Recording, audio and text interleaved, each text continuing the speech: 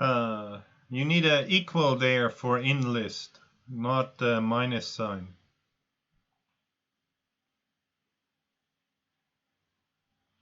For Hank.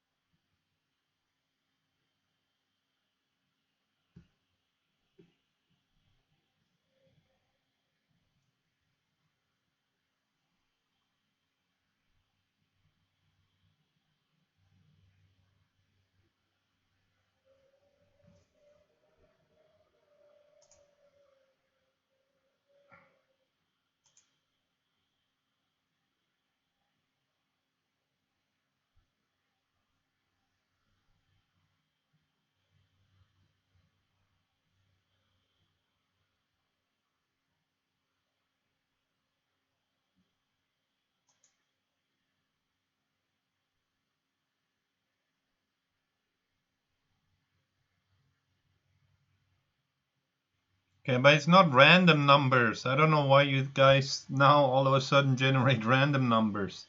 The numbers are not random. They're the difference between the last number minus the last two number minus the last number.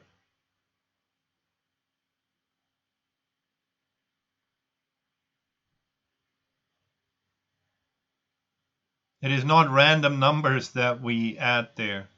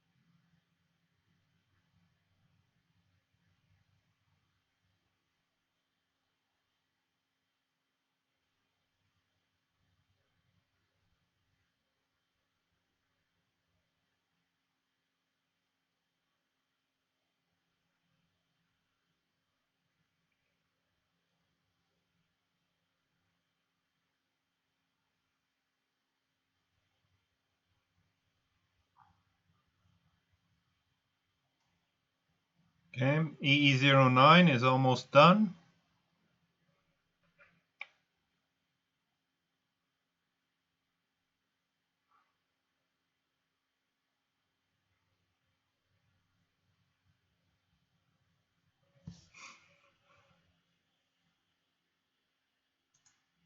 That is correct, yeah.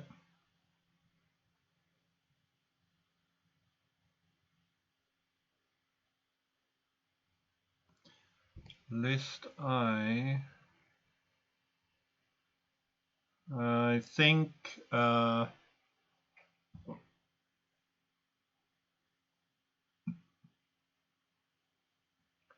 this is slightly off road.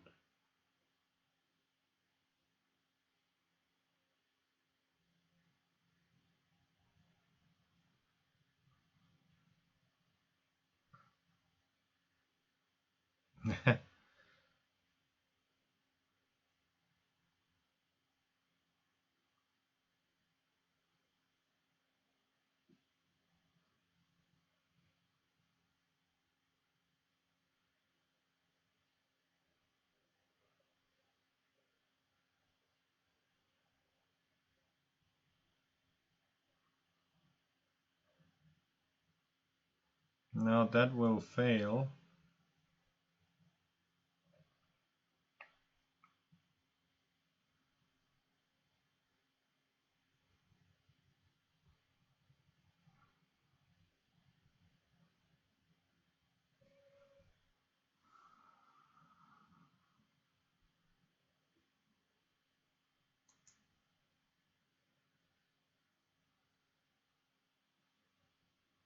Should be first equals 2021.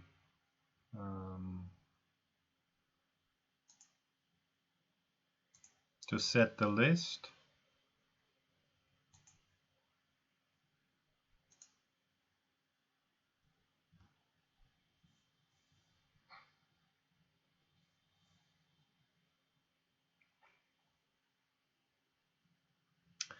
And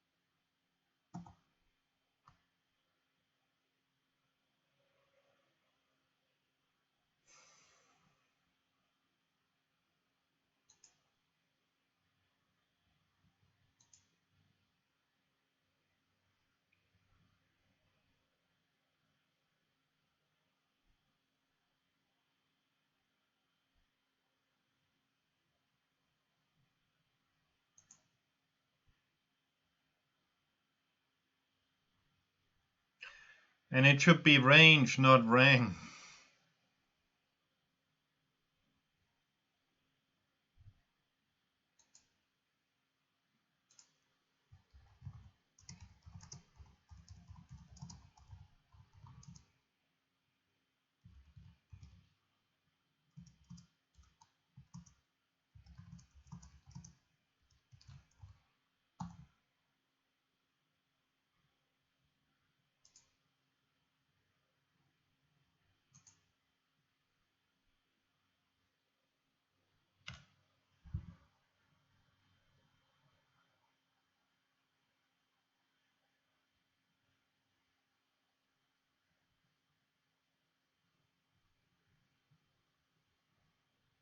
Okay, no, I think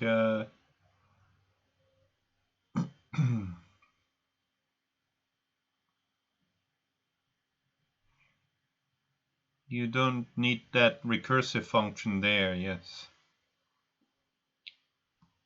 I think that's what you want to break out of.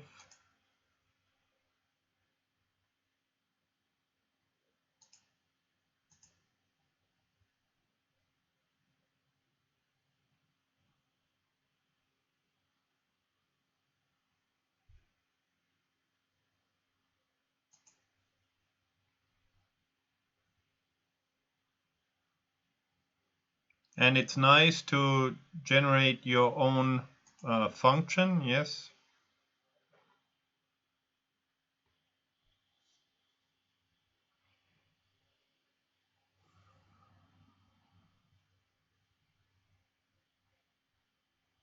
And this is a nice solution in 2 lines. That's good.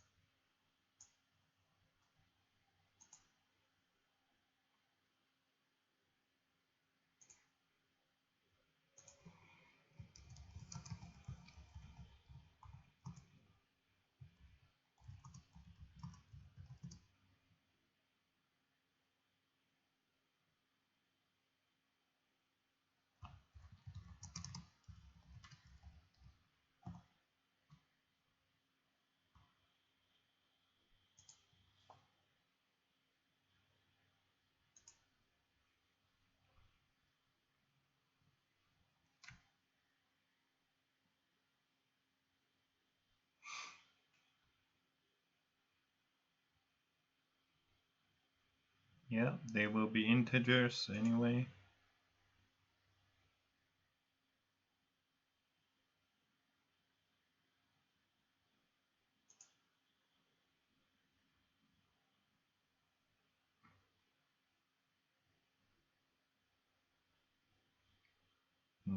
Yeah.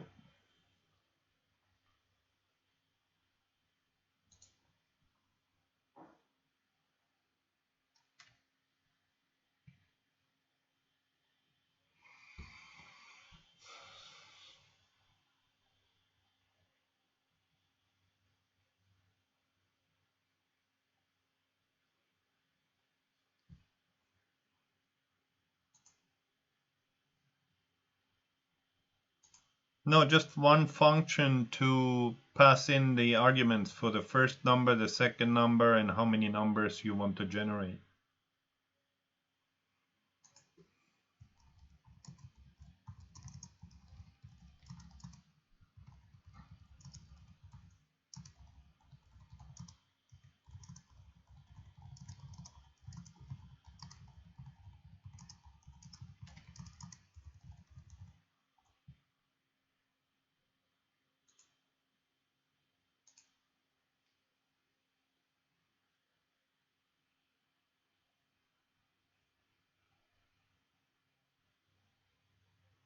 Yeah, sort of. Not quite.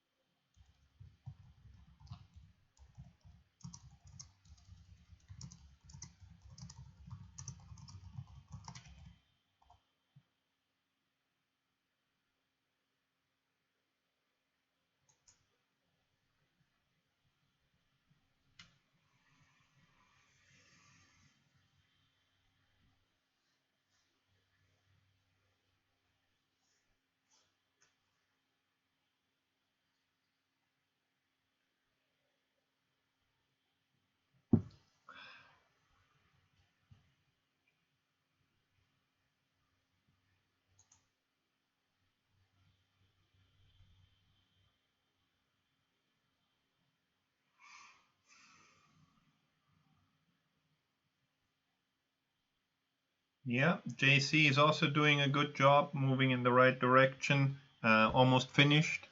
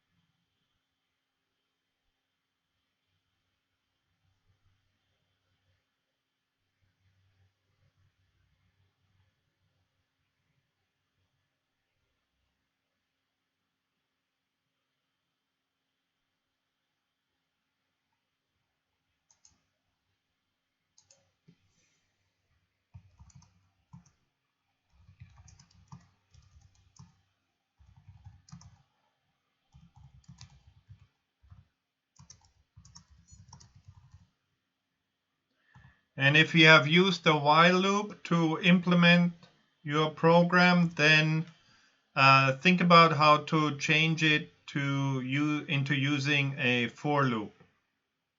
And if you haven't written a function, then I suggest you write a function for your solution.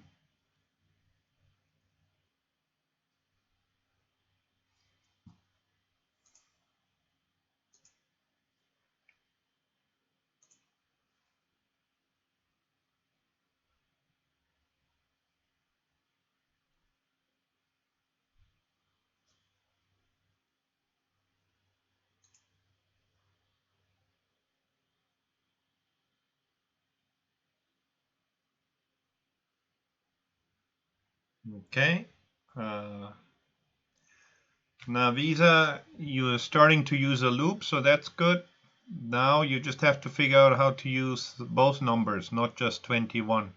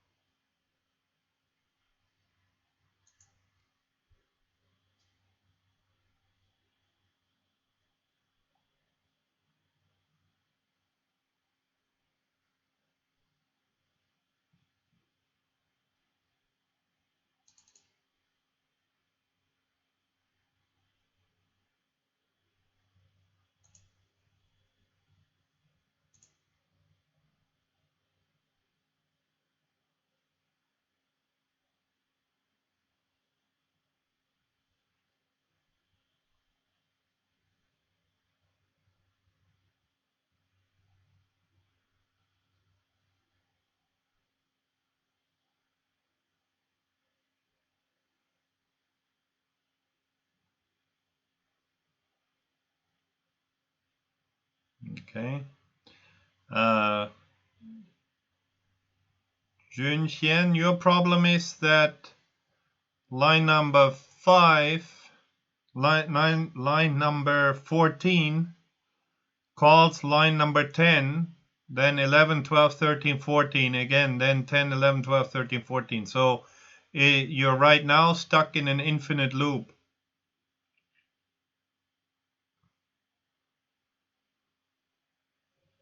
So line 19 will never actually be executed for you, because line 14 has cal in it. So from there, it's going to go back to line number 14. You actually have a recursive function there.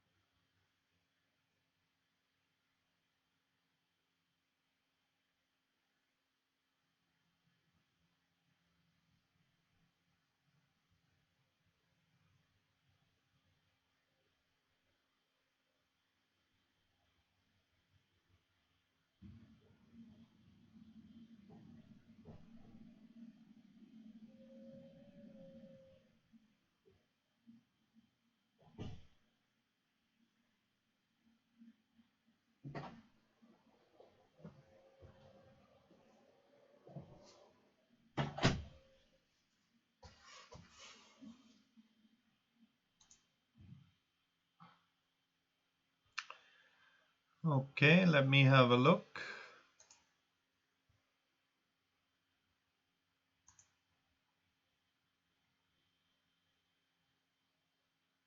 No. Now, Visa, what you calculate is you go through. X will be 20, 21 minus 1, 22 minus 23. and you just sum up all these numbers. When you think about what your program does, sum is 0, then x will be 20, then you calculate sum plus equals x, which means sum is sum plus 20, then you print out the 20.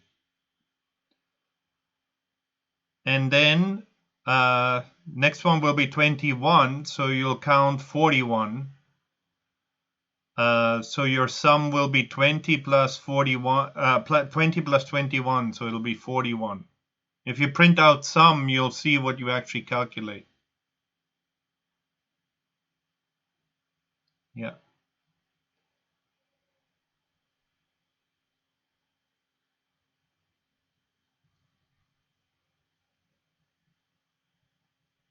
So that's not what it asks you to calculate in the question. In the question, you're supposed to take the second to last number, in the beginning 20, and then subtract 21 from it. That gives you -1. Then that will be your next number. Next, you have to calculate 21 minus 1. Minus 1. Then you have to calculate -1 minus whatever number you just calculated.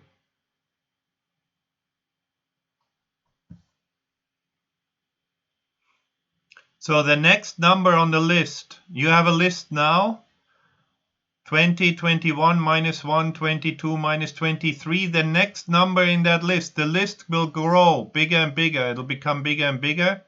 The next number in that list has to be 22 minus 23, which will be 45.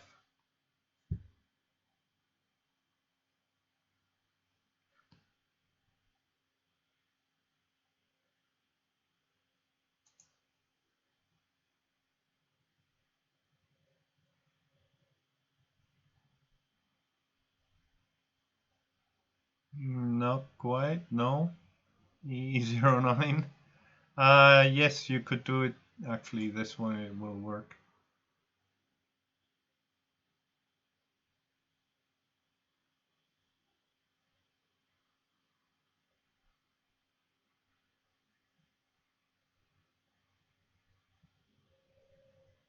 Yes, so JC, that's correct, using the for loop, yeah.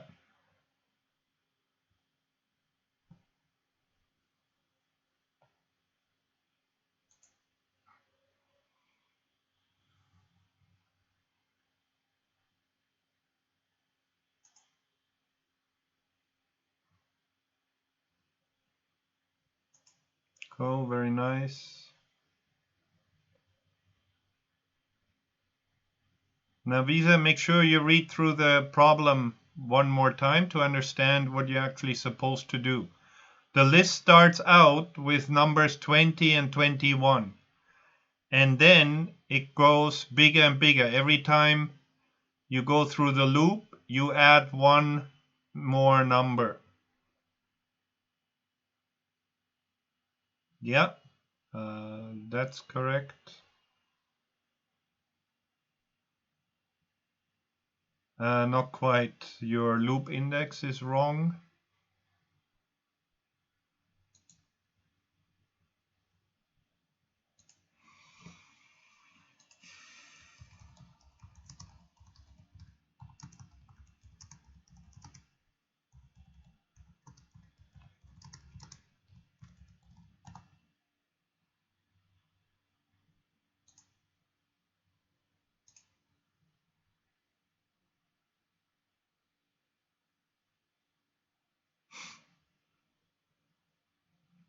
Yeah.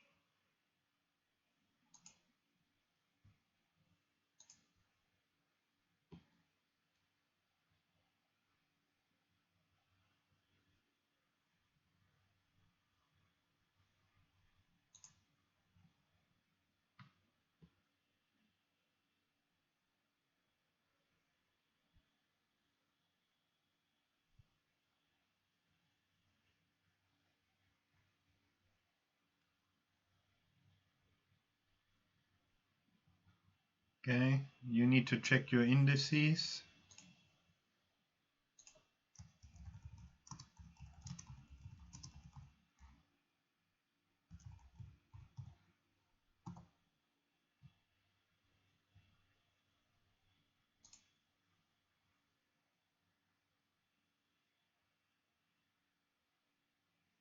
Because you append answer, not list.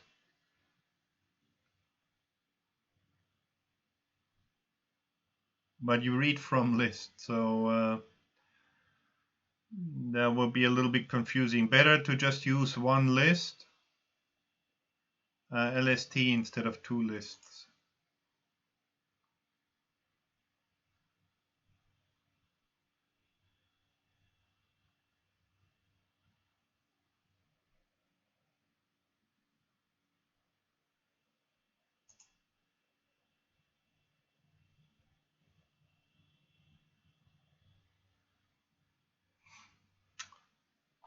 Okay, good. Then let me write my solution. Oops. Wait, my video was turned off.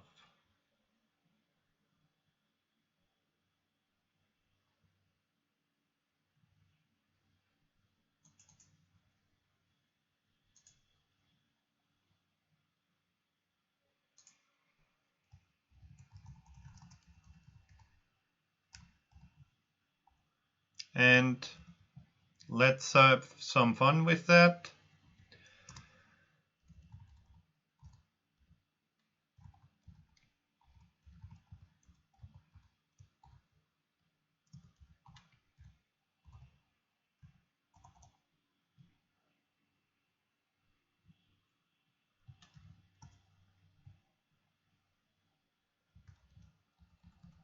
So first I define a function.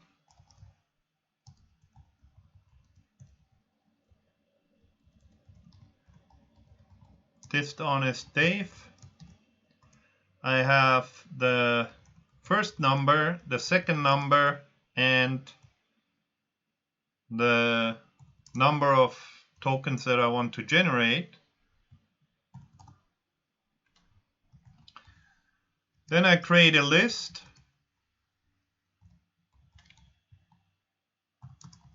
num1, num2.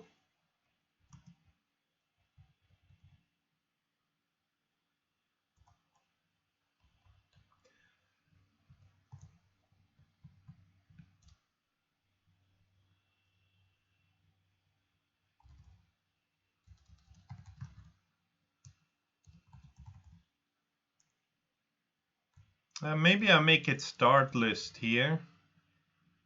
Oh, no, I'll do it num2.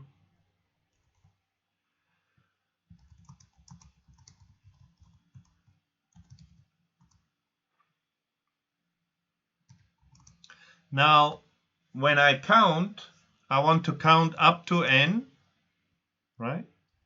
But I have two numbers given already, so I want to count from 2 up to, but not including n, where n would be 2021, as in the puzzle. So I have a for loop, and then I have a new value. That value is the entry at the end of the list, -1, like two positions before the end of the list, minus the entry at the end of the list, always, right? That's one way of writing it. Then I can append it to the list, and my loop continues. At the end, I return my list. Then I can call it dishonest Dave 2021, and let's calculate the first 5 numbers.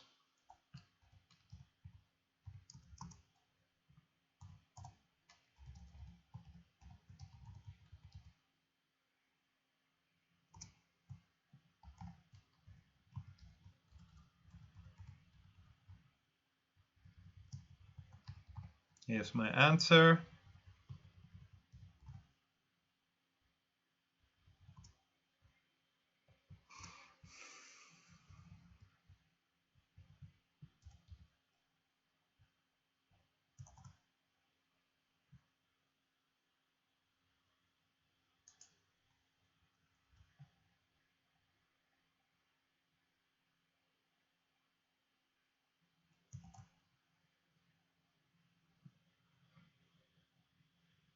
And here's our output. So 20, 21, minus 1, 22, negative 23, which matches exactly what I have here for the first 5 numbers.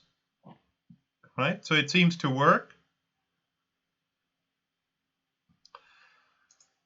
So now I can simply call it with 2021, and then it'll generate the correct output for us. But then now we have a little surprise, because when we look at the numbers, of course, it's going very, very far. And not only that, but the numbers become bigger and bigger, like they turn into huge numbers. Very, very big positive and negative number, very small negative numbers. Right? So the numbers increase dramatically there. The solution that I have would be, of course, just the last number. Right? That's the only one I'm interested in. And if we look at it, it's an enormous number.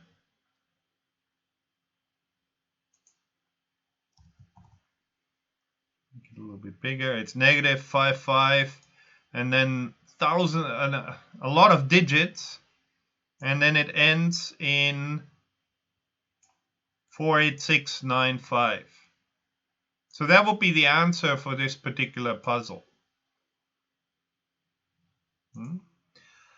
Now what we can do is we can have a look and see how these numbers actually develop.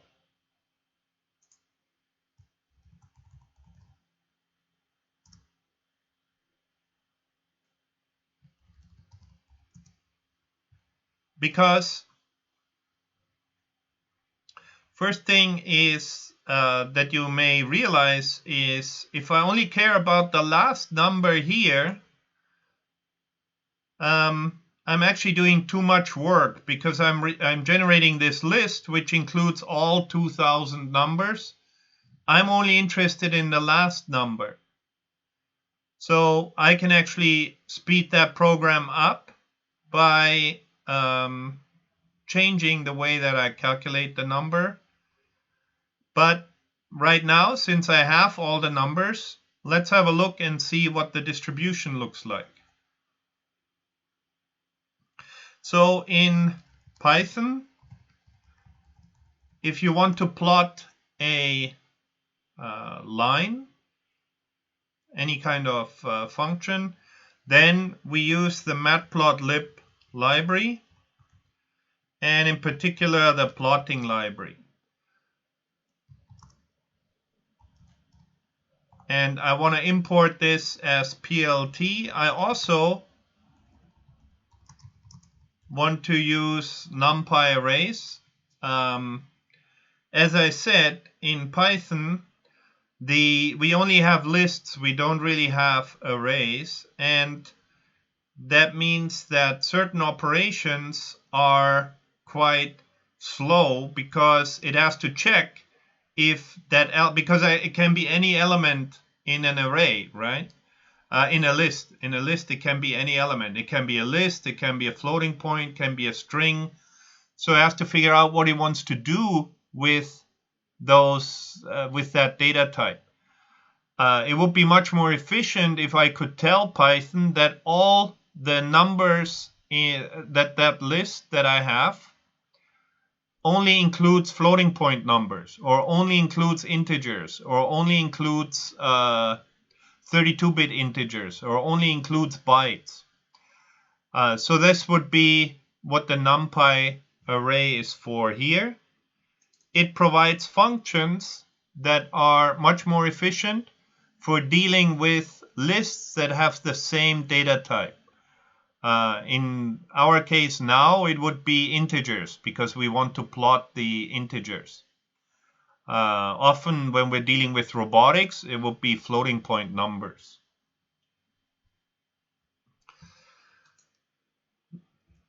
So I can actually just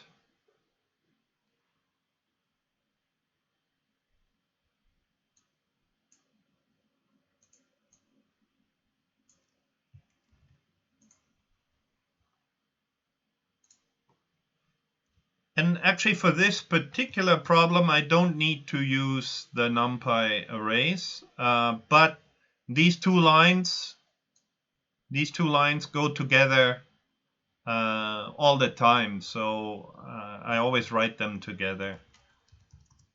There's also math and random. Eventually, I'm gonna have to use all of these functions here, even though strictly necessary. I don't need those three right now. And then I want to generate a figure.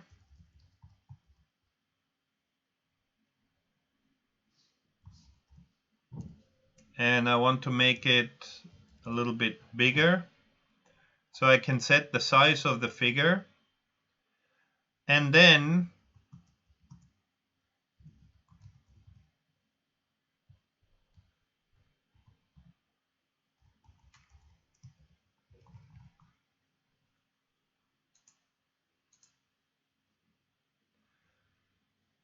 I have those two lines to start a graph, something that I can actually draw. Now, here I generate a figure with a specific size. And here I generate a set of axes, which means something that I can actually draw into. And then I can say I just want to plot the answers. I want to use a blue line. And I want the line width to be a little bit bigger so it's easier to see, line width 3. So now I take my answer here, right? That list, which includes all numbers, and I just want to plot these numbers now.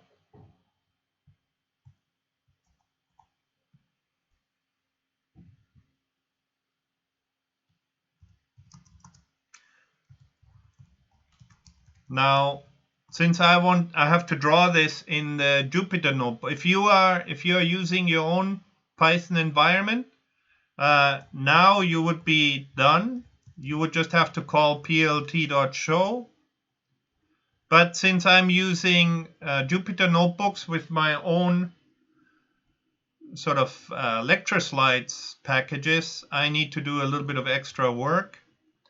I need to specify the size and width and height of what I want to draw and the figure.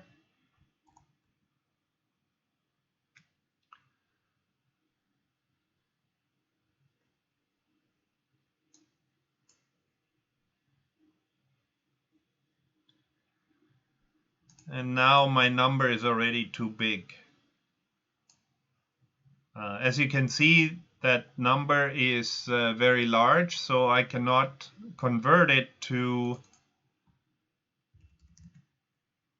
a floating point. So let's just go up to 1,000. That may also be too large. Yeah.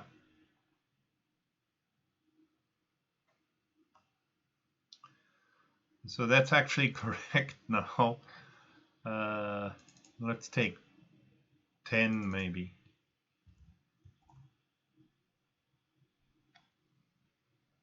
So here I get my graph now.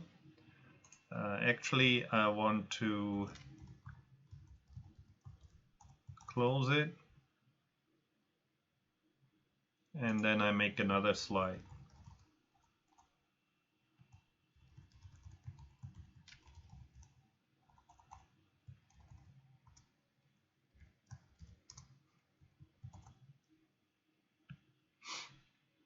So here's the first 10 elements. And as you can see, it plots them. So this is a very useful function to be able to do. It's a very matplotlib pyplot is very powerful.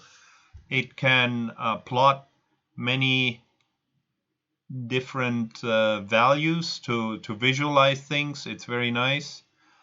Now we can run this a little bit longer. So let's go up to 40, 20 maybe. But what you would have not expected is that basically the numbers here also grow exponentially, right? They grow very, very large. The swings become bigger and bigger. And then we end up with very large values here at the end. And now the problem with exponential growth like that is that if I now just run this for 100, then my chart is basically very, very small. So the number is basically very close to 0. And then it sort of goes up and down a little bit. And then it's just vertical infinity, like extremely big.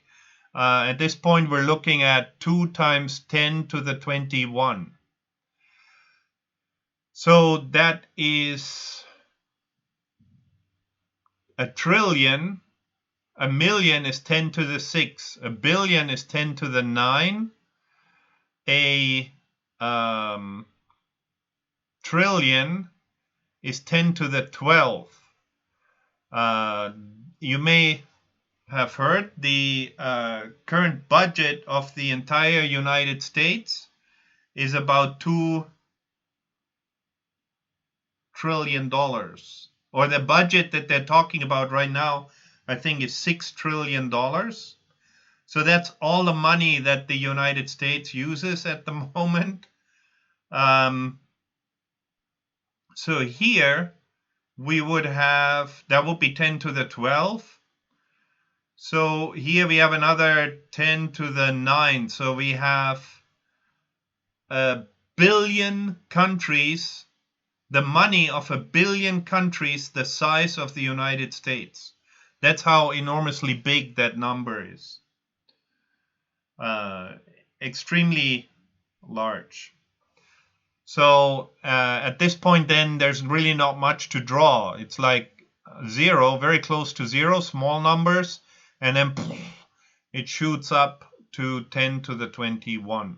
Number here is already a quarter of that, so it decays extremely quickly. So that being able to plot, to do a small plot of your values is extremely important to be able to do that in lots of AI, machine learning, robotics tasks. It's very nice to be able to visualize your results quickly.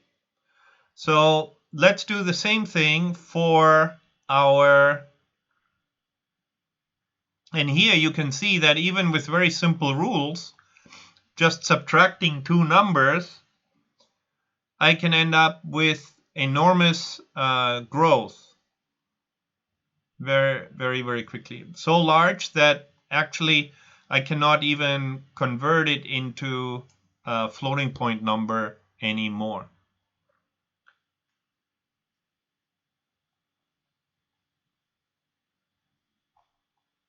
So I think the largest, if I plot 1,000 here, I think it was able to plot 1,000, but then it's really just nothing, and then a vertical wall there that will be, so the runtime now is 1 to the 209.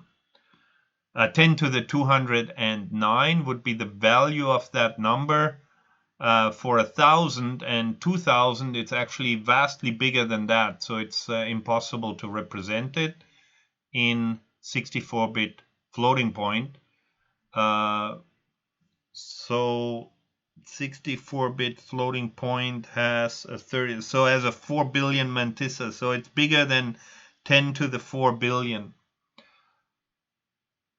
32-bit exponent, I think, so it's bigger than 10 to the 4 billion, an enormously large number. Even this number here, 10 to the 209,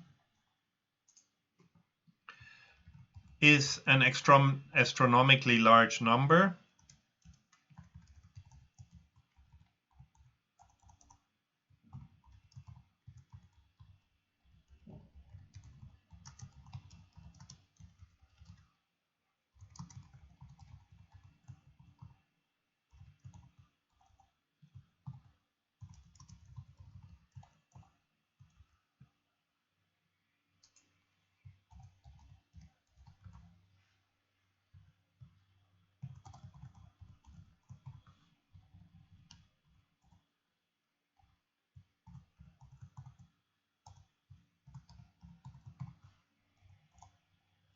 Actually, let me copy that into the other notebook, not into the one for Dishonest Dave. So I'll go back to artificial intelligence here.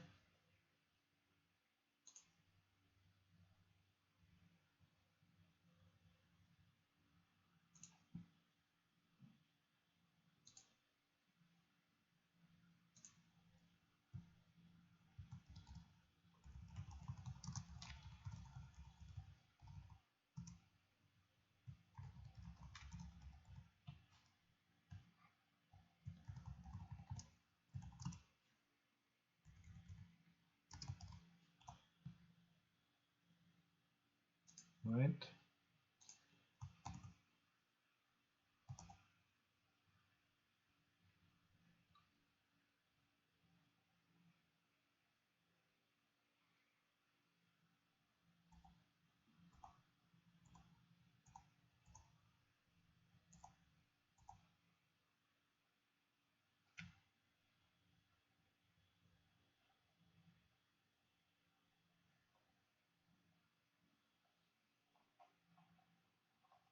No, that's not the one I wanted.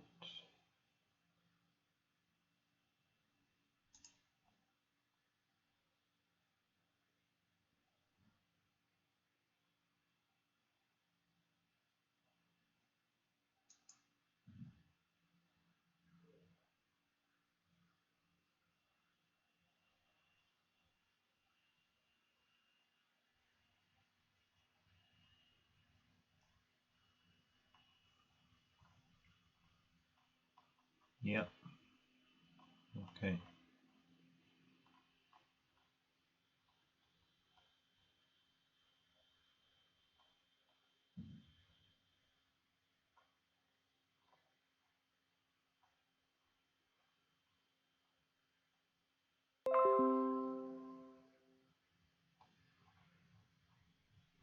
Yeah. So how come?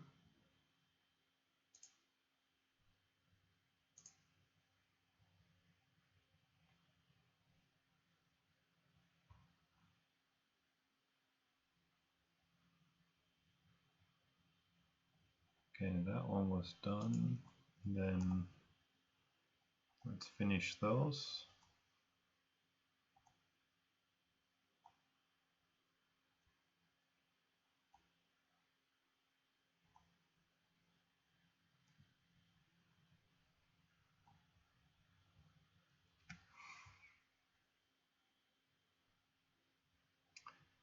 On another tab, yes. So delete this one, save it.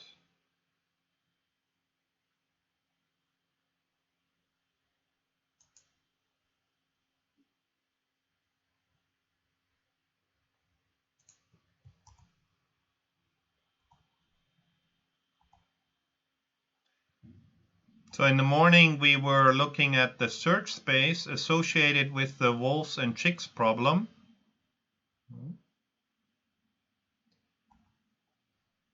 And we were drawing that one.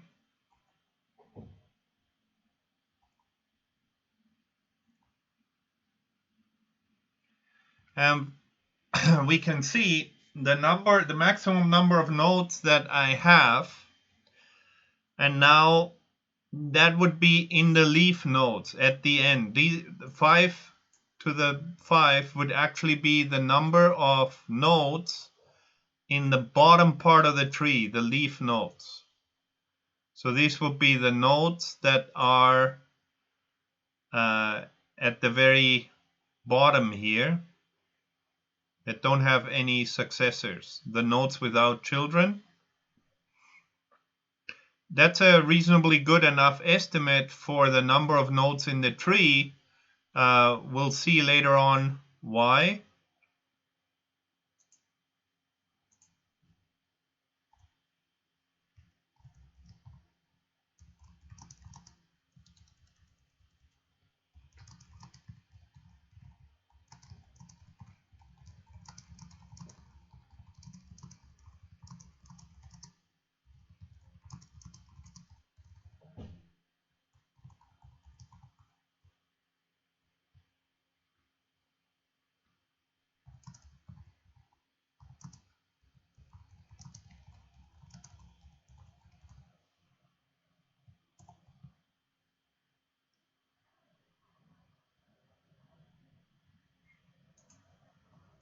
So let's plot that these numbers.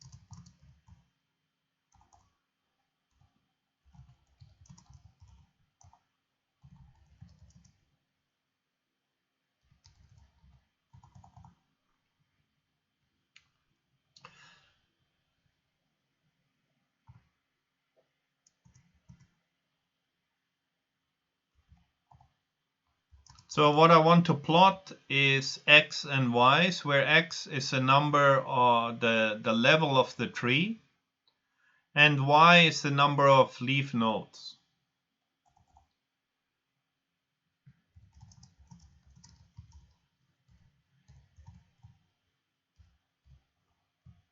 Now I actually use pure Python for that.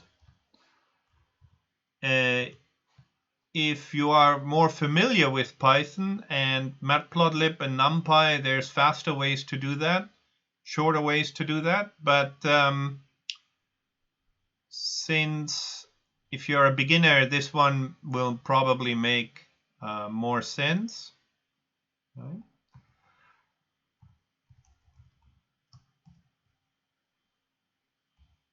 So first, for the x's, I want to append I, and y, what we want to draw is I to the power of 5 to the power of I.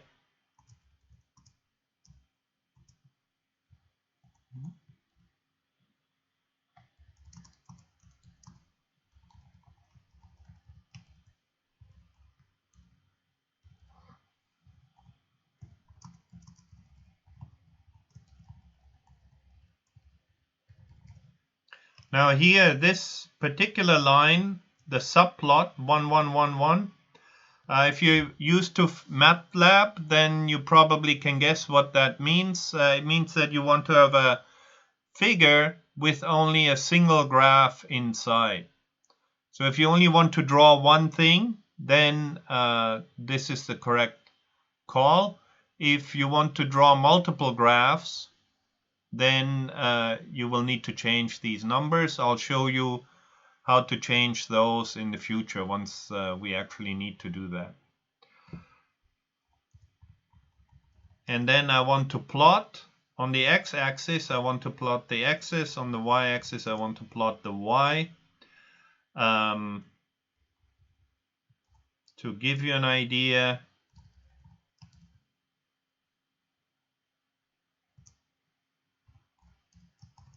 here are the first 5 entries for x. Here are the first 5 entries for y. This is what I have in my data. So I want to plot it. Blue line straight and line width equal 3 to make it a little bit easier to see, or 2, 3.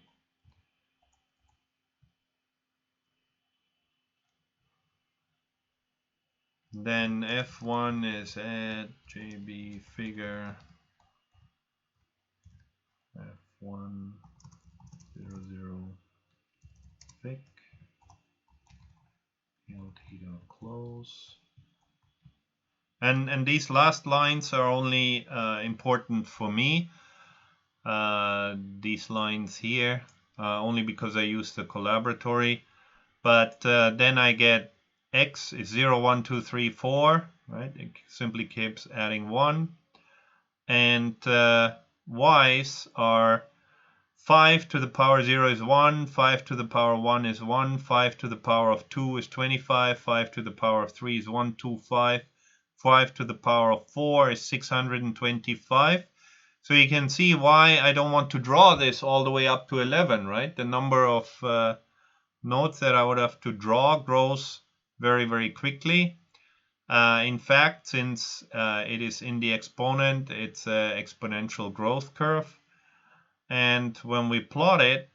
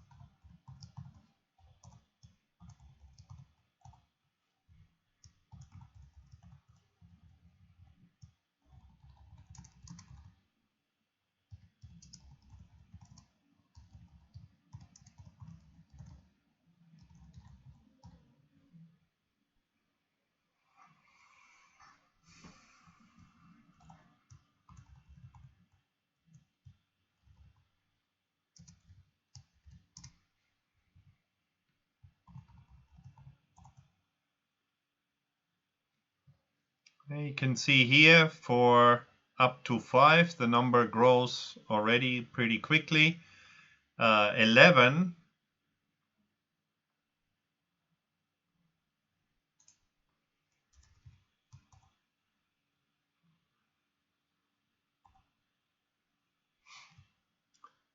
goes up to 10 million nodes already. So a huge number of nodes that I could generate just by having to do 10 steps in order to find the solution. And this would actually be, for the puzzle, the solution is after 10 steps. So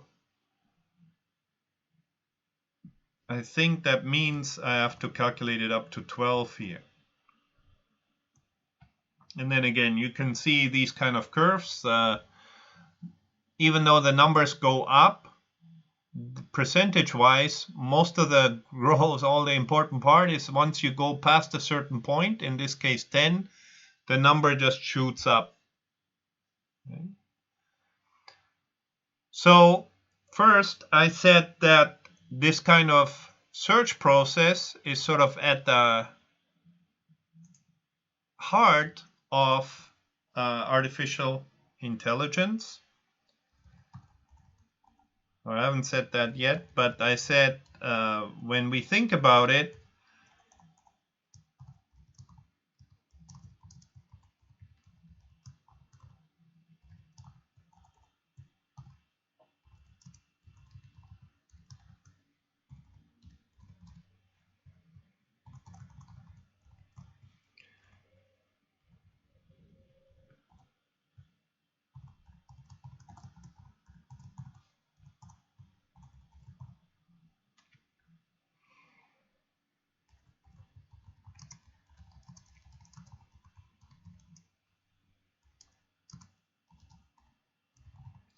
we realize that most of the puzzles turn into search problems, right?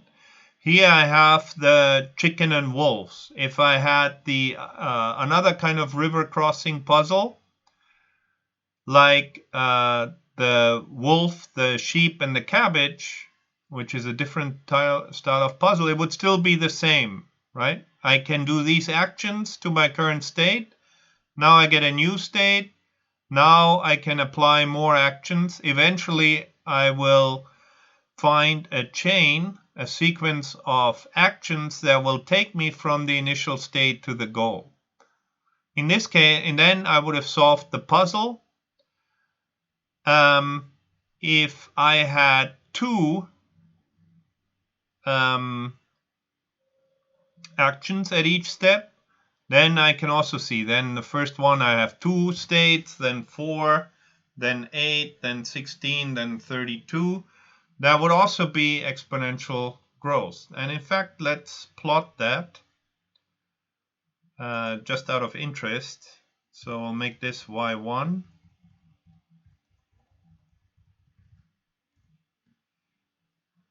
We'll make this y2 and this y5.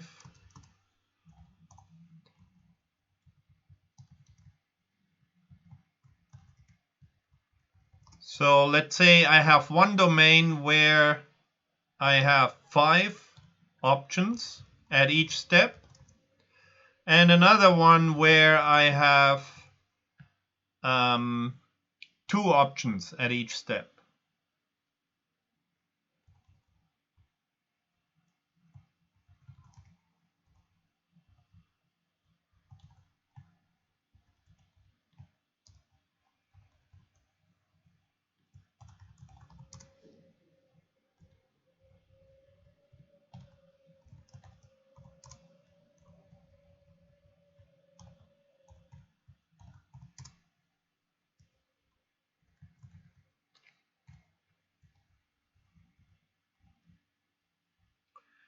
So here I plot now 2 lines, one for 2, the other one for 5, and the 2 one will be the red line.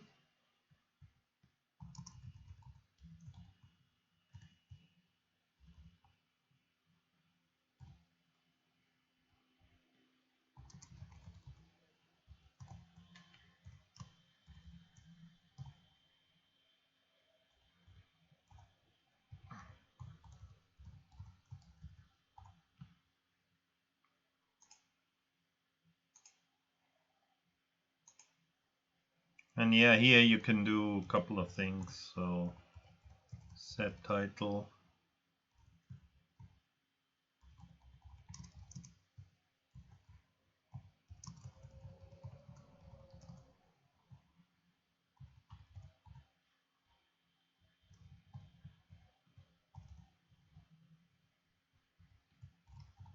The maximum number of leaf nodes by level.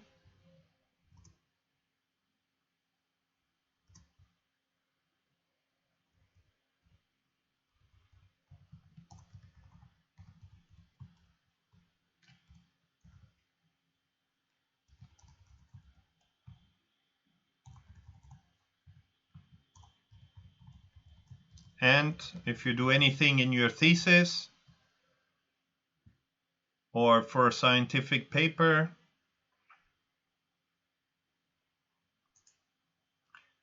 just a reminder, if you prepare a chart or a graph for a scientific paper or your thesis, make sure that you always label all your axes.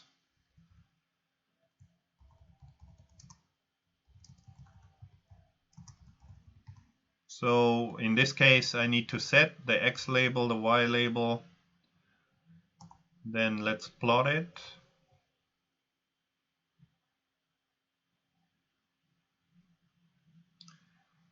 So yeah, 2 would be much smaller.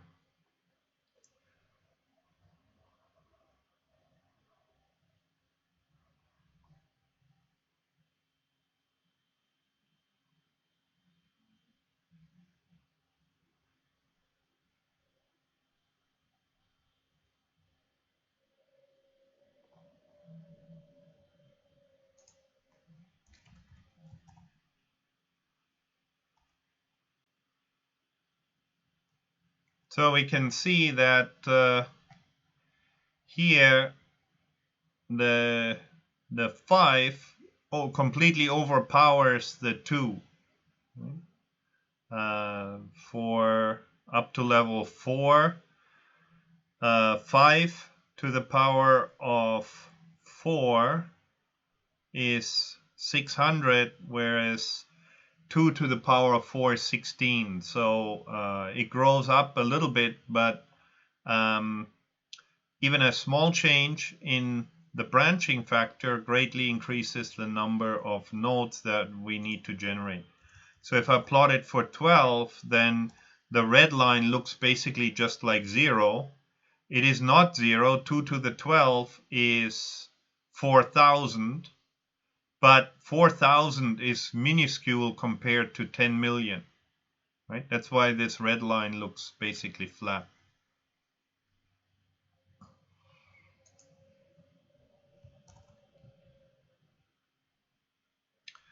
So you can see, based on the different puzzles, they turn into search problems. Definitely river crossing. You may also have then other kind of puzzles that are popular. So for example, Sudoku, you can think of it as the same kind of search problem, right? Because in Sudoku,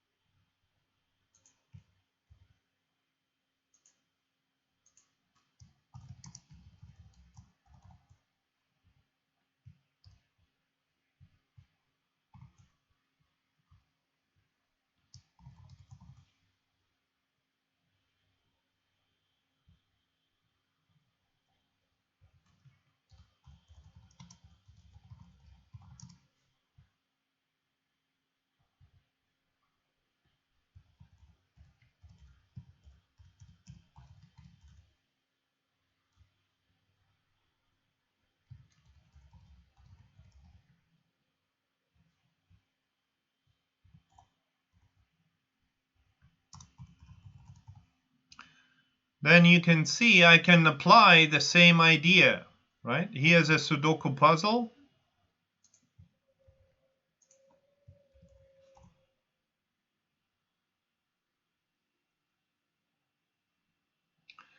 And like I said, you need to, or you may know this puzzle, you need to fill in the numbers from 1 to 9 so that 1 to 9 is in each 3 by 3 subs field, in each column, and each row. You need to have all the numbers from 1 to 9. And then, so then the state, when you think about it, and you want to apply this approach to Sudoku,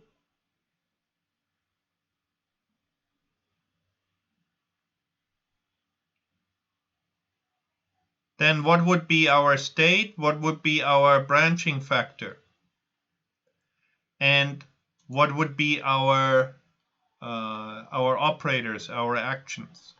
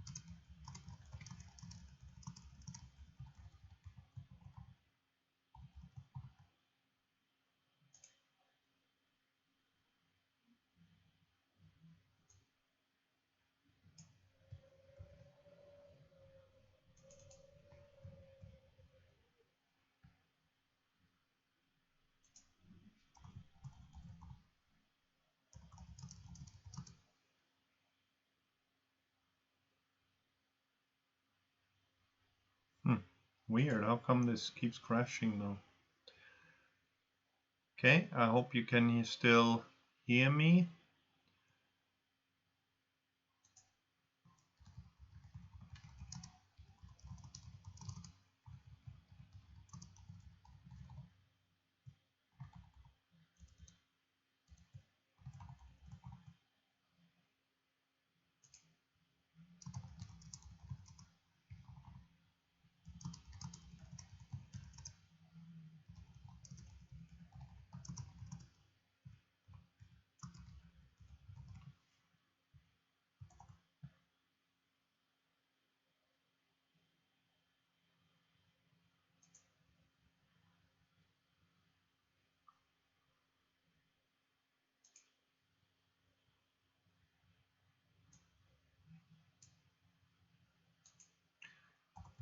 So when we talk about search, then I need to know how to represent the state, how to present the actions or operators, how to represent the state, the actions, and the goals that I want to achieve. So how does that work in Sudoku? What would be a state in the Sudoku puzzle?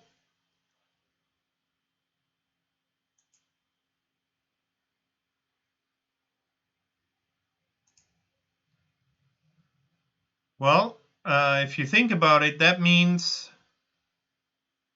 what choices do I have? Well, I have choices for each one of the empty squares, right? Each one of those, I can put in a number from 1 to 9. And then I can see if that number works or not. So if I put in, if I look at this square here and I put in a 1, then I would see that that's actually legal because this row already has a 1. Also, this 3 by 3 subfield has a 1 already.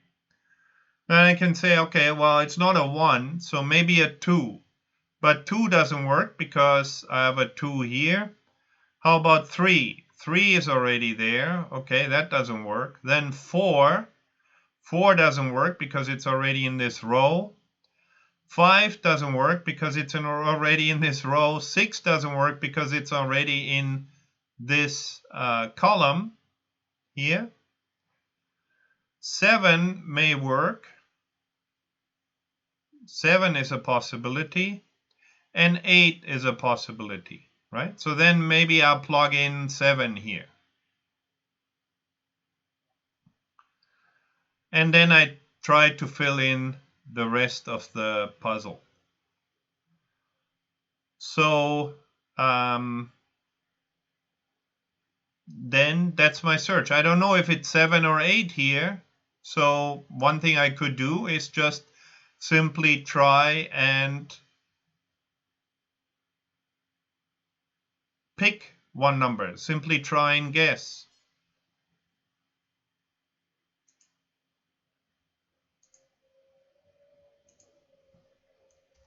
So the state of the puzzle would be the partially filled in state. Sudoku puzzle.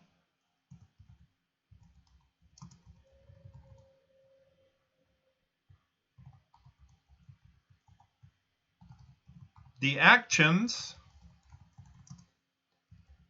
fill one of the empty squares with a number from 1 to 9.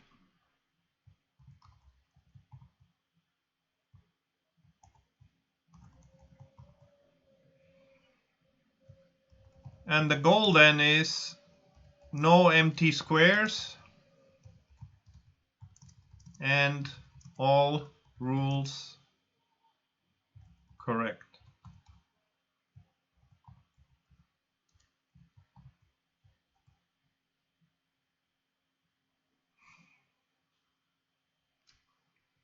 So that will be a representation where I can solve Sudoku now as a search problem. This wouldn't be the most efficient one. Later on in the course, next week, we'll talk about how to do this kind of problem more efficiently, but this would work as a initial guess. So then I can sort of think about what would be the search space. How long would I expect this to run if I actually implement it on a computer? How difficult would that be if I implement it on a computer?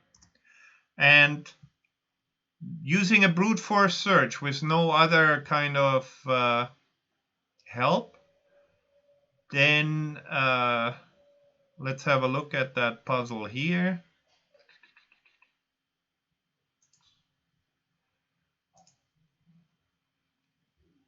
Then my branching factor would be 9, because I can fill in the numbers from 1 to 9.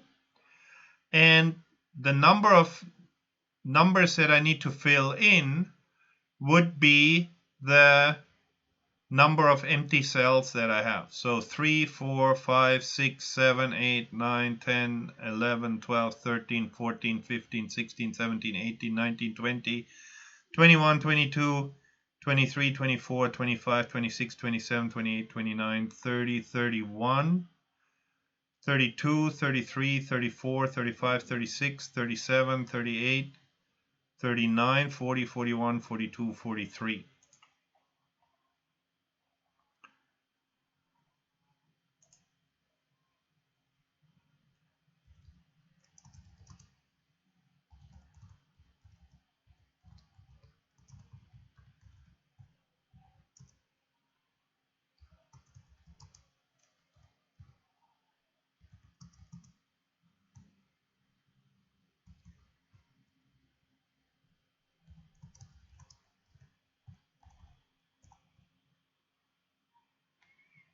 So this is also an enormously large number, as you can see here at the bottom.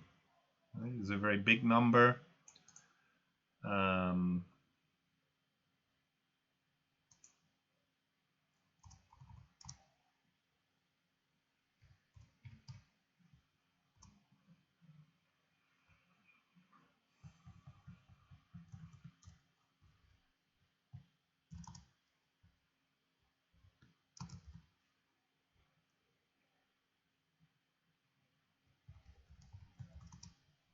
I can round it, and it would be that many trillion.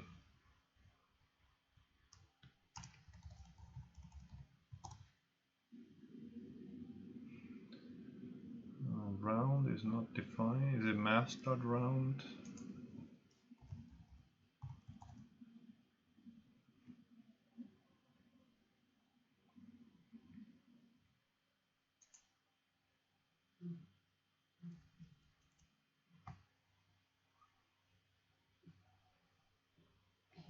I was pretty sure.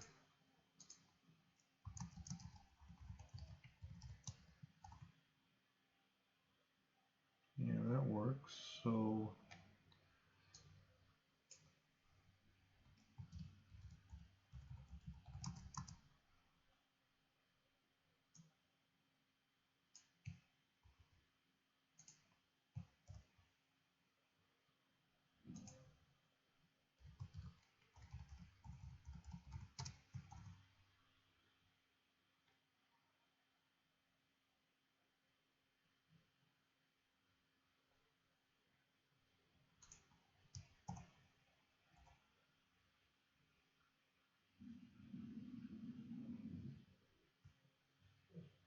oh, still an enormously large number here.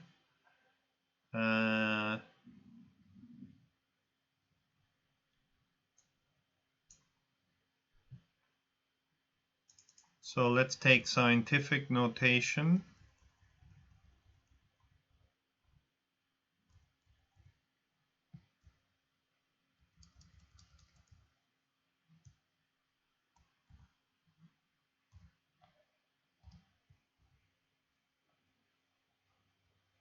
9 to the power 43 colon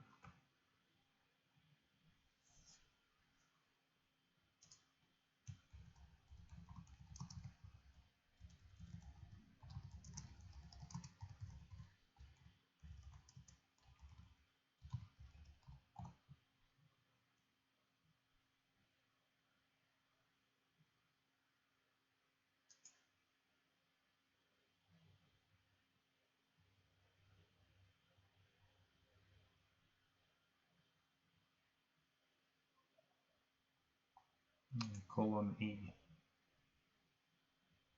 colon 5.2 E.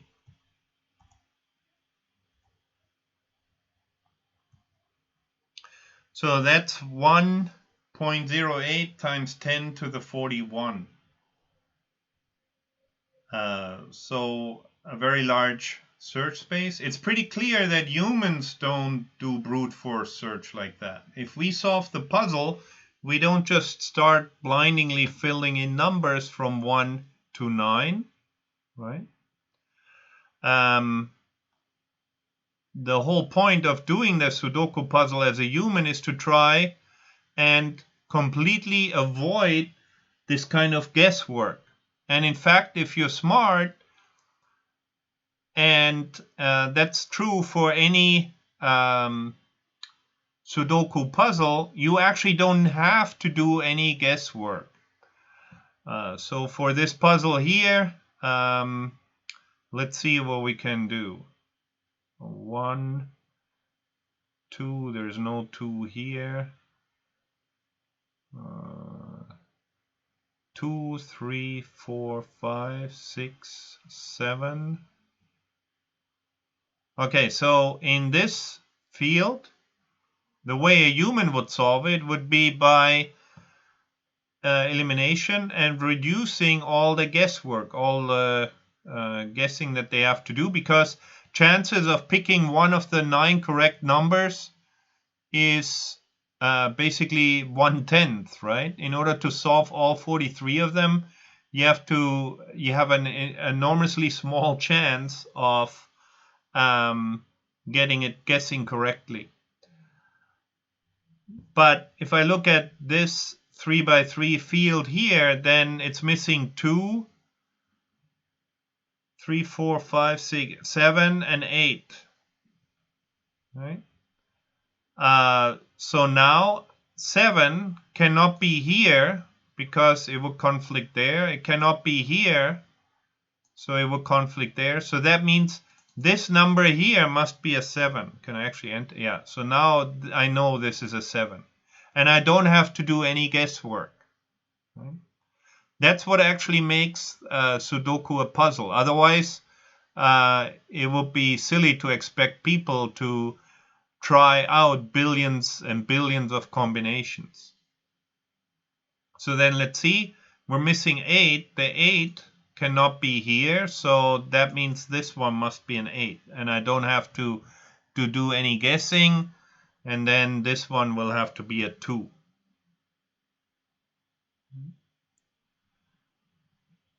And now I can see if I find any other 2's that I can use.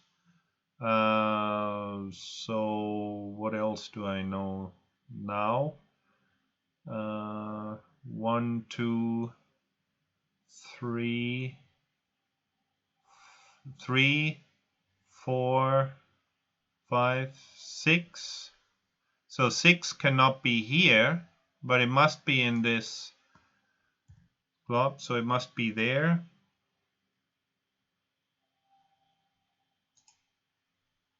The 6 must be there. 7, we have 8. 8 cannot be there. And 2 and 8. 3 and 8. 3 and 8. These 2 must be either 3 and 8 or 3 here and 8 there, or 8 here and 3 there. That one, since I don't know which one it is, I would have to guess. So I want to move somewhere else in the puzzle and see if I can, now that I have some more numbers, if I can figure out some other way in which I can get the numbers filled in. So for example, the 6s, I have a 6 here and I have a 6 here. So in this row, the 6 cannot be here and it cannot be here, so it must be here. That doesn't help me either, though. What else do we have? 6 and 6. So the 6s in this row. In this row, I need to have 6s. But it cannot be here because it will conflict with this one. So this one must be a 6. And that's how you solve the puzzle as a human, not as a computer. And we'll look later on how to implement this kind of more intelligent search with AI. But you can see that Sudoku, at the heart of it, it also turns into a search puzzle. Crypto-arithmetic puzzles are of this form.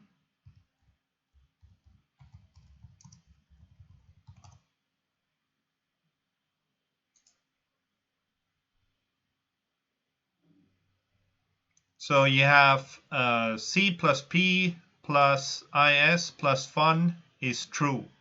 And then you have to assign a number of digits. You have to assign one digit from 0 to 9 to each one of the letters in order to make that equation true.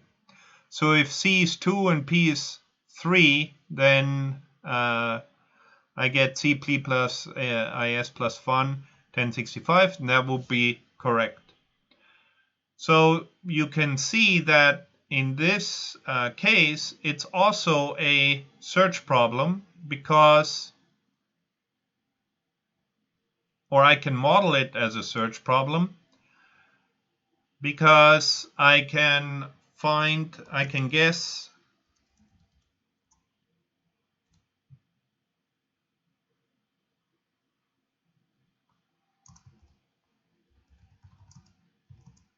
a digit for each character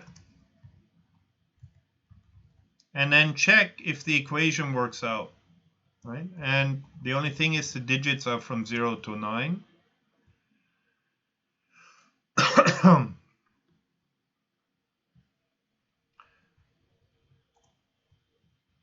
So then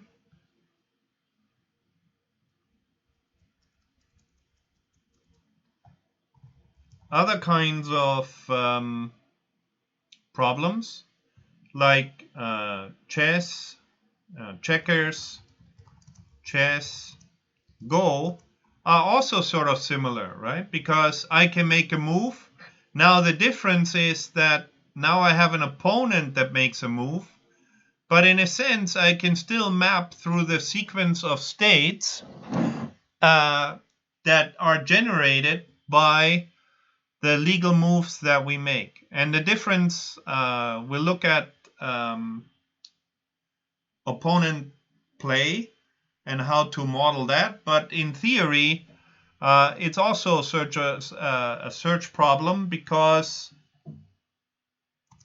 for all of those, we have the current state of the board.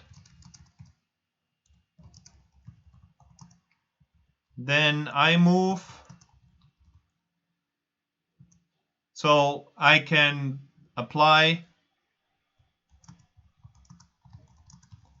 any legal move. Then opponent can make a legal move. And the states sort of develop like that. Now, how about translation? Translation can also be modeled as a search problem, because I want to find the best mapping from English to Chinese for a sentence. So in that case, I would search for the translation of the first word, and the state is not quite so clear what the state is, but basically it would be the most likely translation for a particular word or word sequence or sentence fragment. Computer vision can be modeled as the search for the world model that best matches the image. So by world model, the state would be, oh, there's a ball in the top left corner and there's a goalpost in the right corner of the image. Or there's a picture of a cat, that's the head, that's the tail. Now, with deep learning, we don't really apply operators at the image level. It's more a bottom-up approach, but still, for doing a computer vision task over a sequence of images, we're trying to come up with the best model that can learn and interpret the images. So even if we have a machine learning component in our computer vision pipeline, it's still basically a search model or a search for the best neural network architecture, neural network model that allows me to explain the images that I'm showing to the system.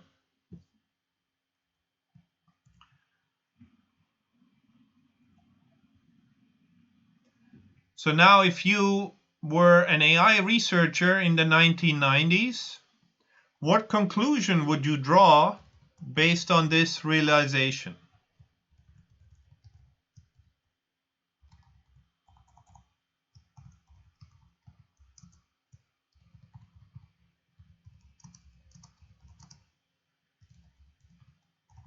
'80s actually more.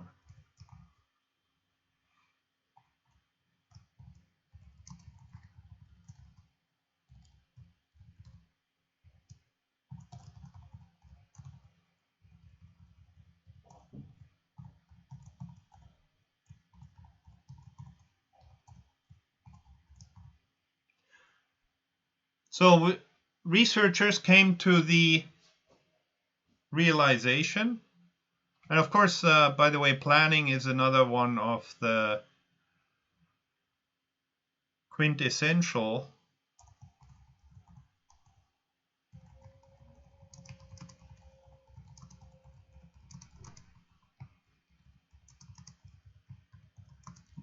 that maps very well, right? So if I want to move trucks, a logistic problem or a navigation problem, then I can say, oh, I want to drive to Kaohsiung. Well, from my current location, at this intersection, I can go straight, I can go right, or I can go left. If I go left, then what's the next intersection that I end up with? If I go straight, what's the next intersection that I get to? So on and so forth. So navigation would be a sort of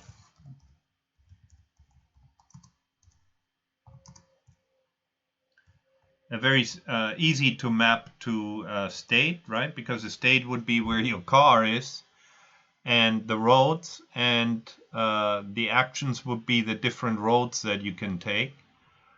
Planning, problem solving, those are very clearly search problems.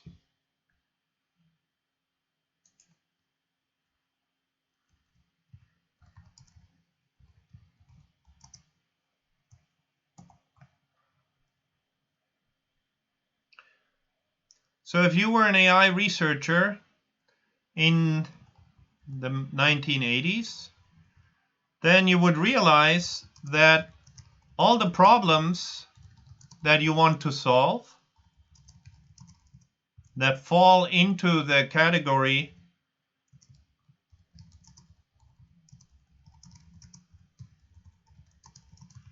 in the sense that we think they require intelligence by people.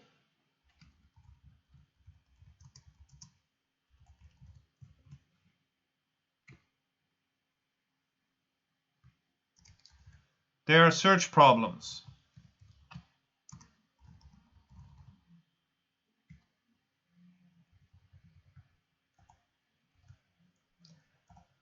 So when you implement them on your computer, they turn out to be running quite slow because of this exponential growth.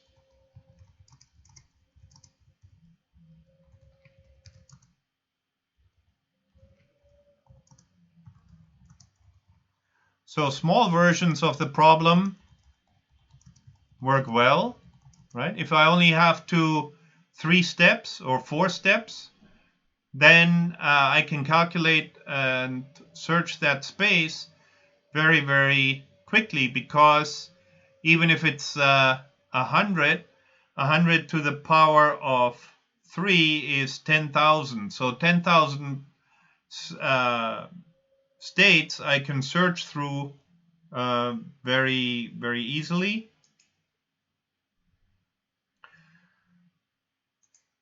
But larger ones, then, because of the exponential growth, the computer runs very many weeks and still hasn't found a solution.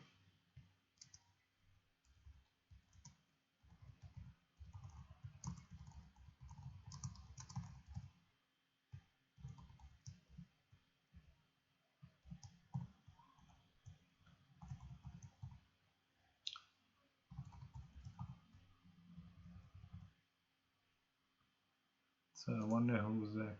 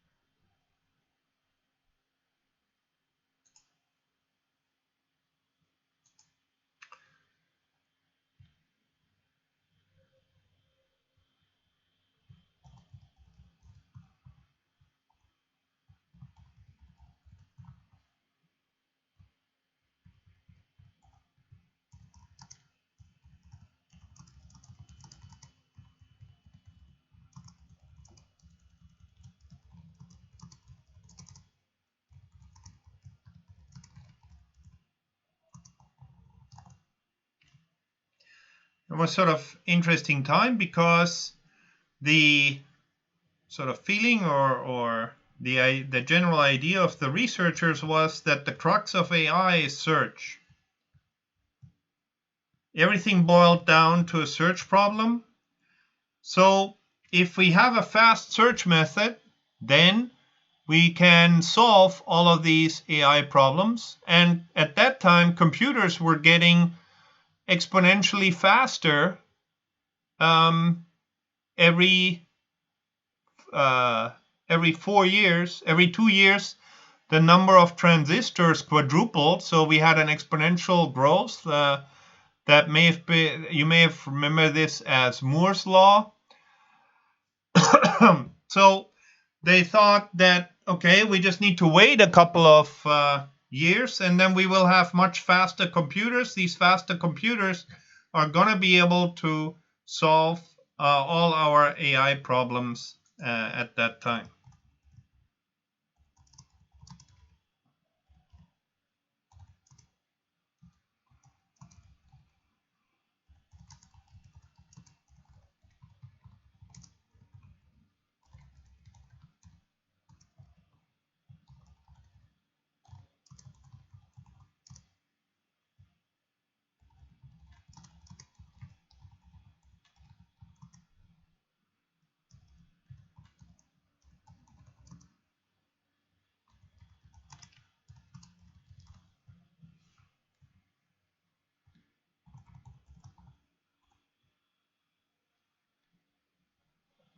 And so life was good in a sense.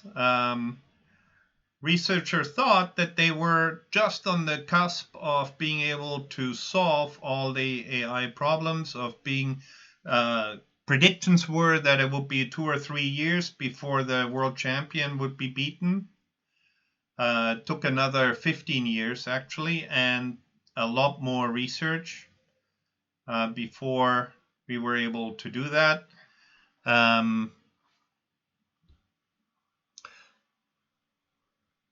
So the field overall was very optimistic, and it was very much focused on the idea of search. So then people were doing a lot of research on parallel search algorithm using multiple computers in order to solve a single search problem, and trying to come up with methods in which we could speed up search. First, brute force search, like the method that I sort of described, where you just blindly try out different things.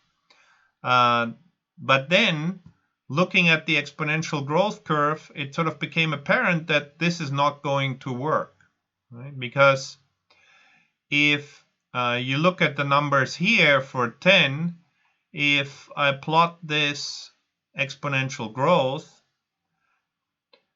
for,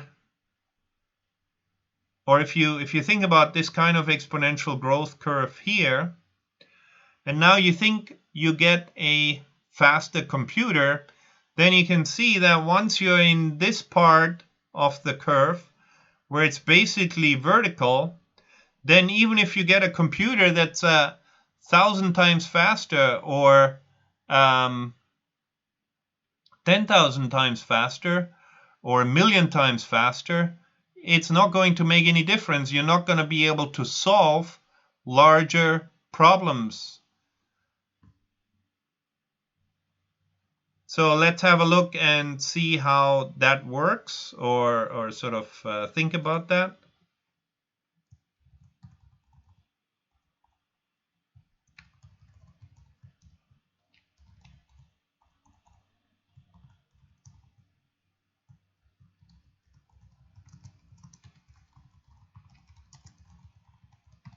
So if you've done a theory of computer science course, then you will know all of this already in the big O notation and upper bounds and lower bounds on complexity. I'm just going to give a very brief introduction, which hopefully will give you the main thrust of the argument.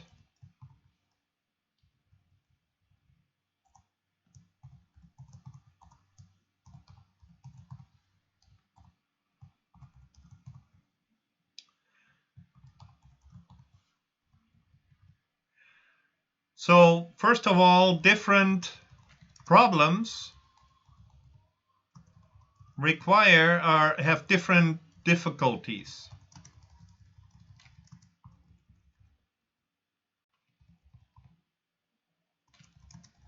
to be solved on a computer.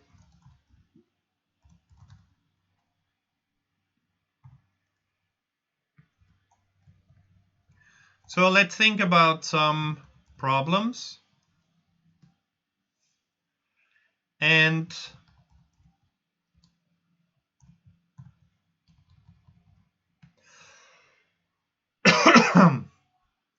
then see what happens. So let's say you have a list and you want to find the largest odd number in that list.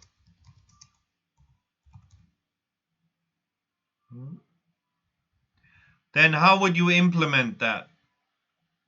You can actually try that yourself now for 5 minutes. So I'll give you a list.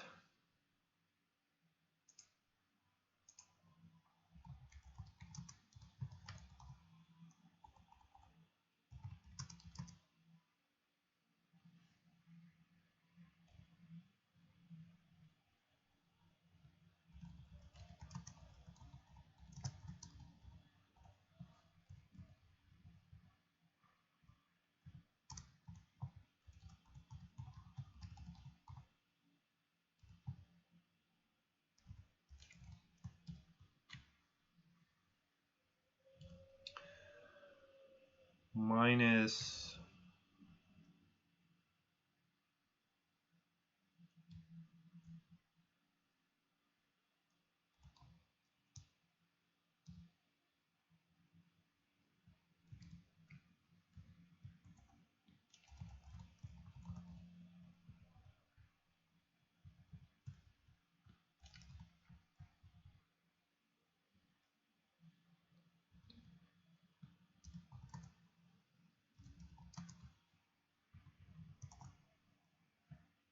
So here I have a random list, right? And I want to find the largest odd number in that list. Then implement a Python program that can do that.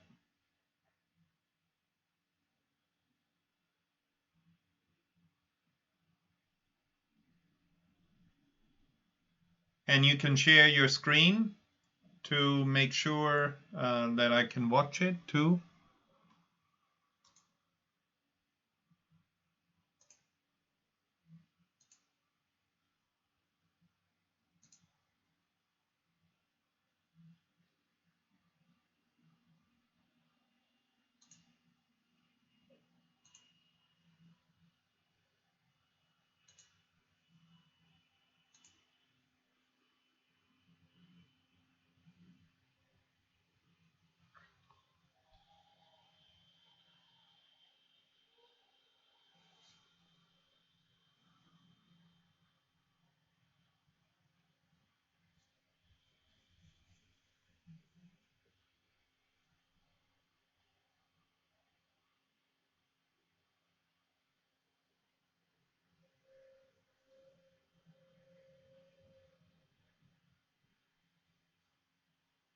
So the numpy.random module is just like random.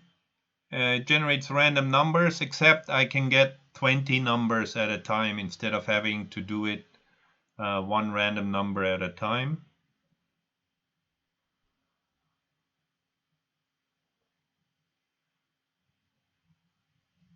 So yeah.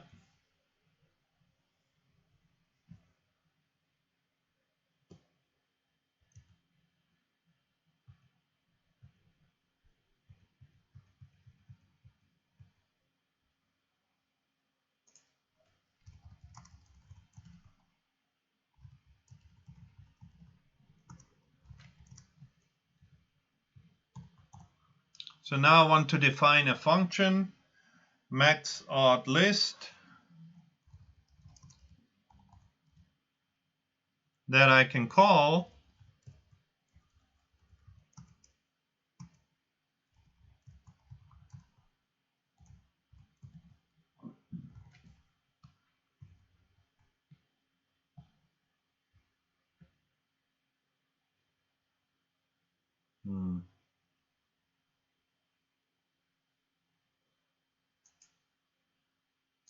with list.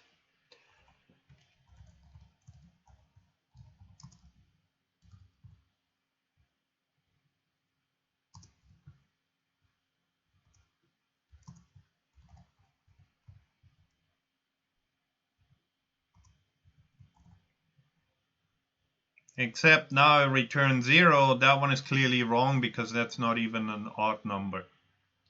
So you will have to implement your code goes here.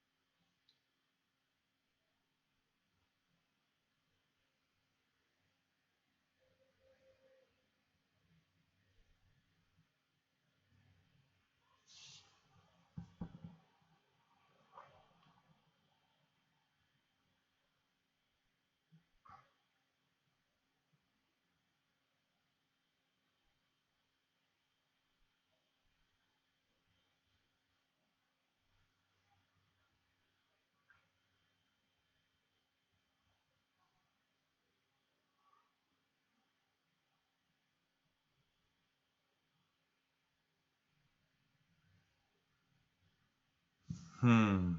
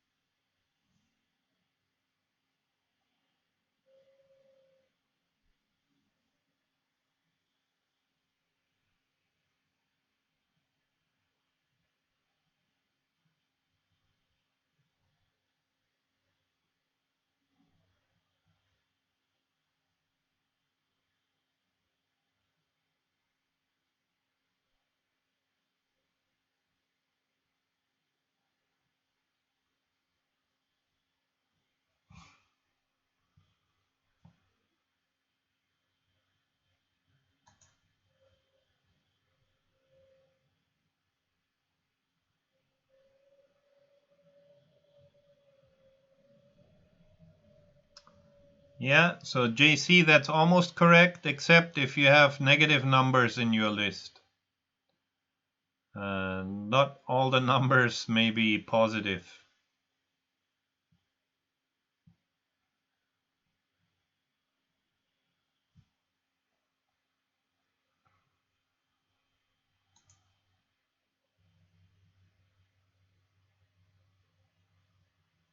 The import has to go at the top of the file, not there, but at the top. Yeah.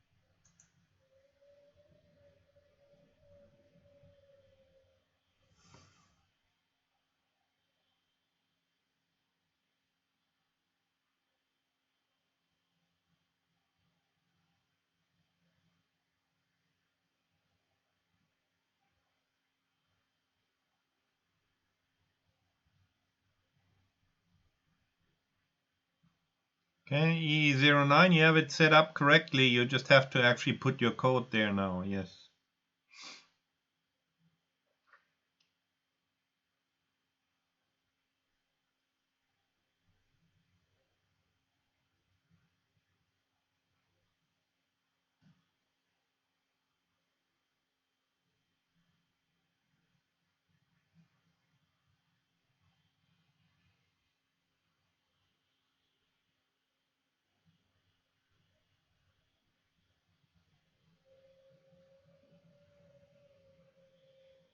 Yeah, good. You want to use a for loop to iterate through the elements, yes. Yeah, JC almost correct, except doesn't really work for negative numbers.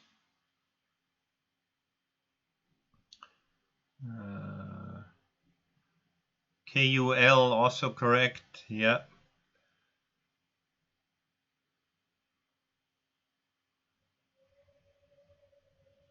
Actually, no, not quite.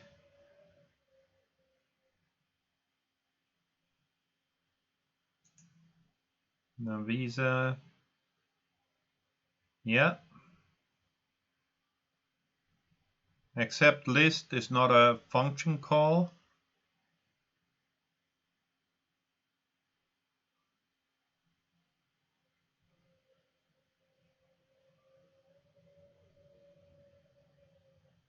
Actually, you just go LST colon there, that will work.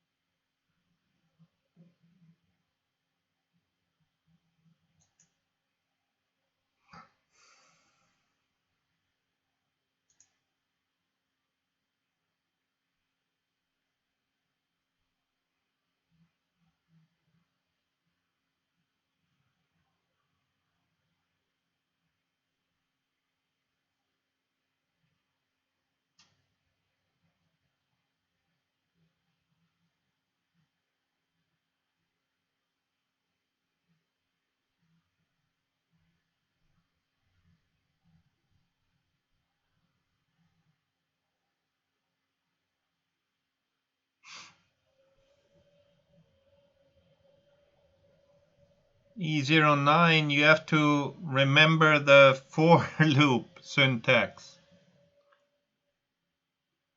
It even tells you that this is an error.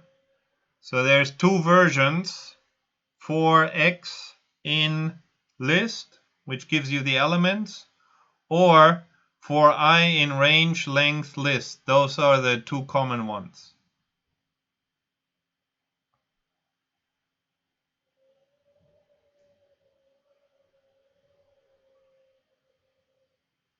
Yeah, that will work.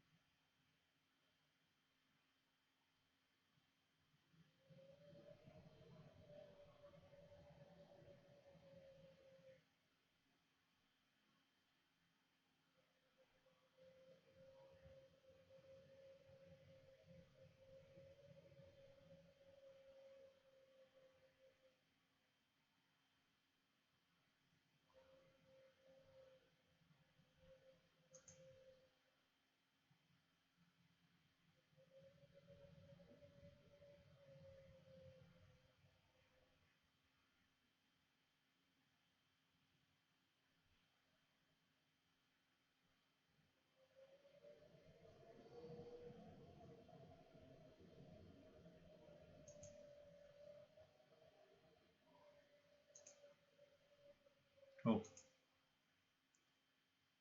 yeah. So check if it's an odd number or not.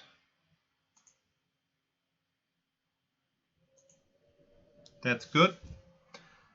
Navisa, that's in the right direction, yes.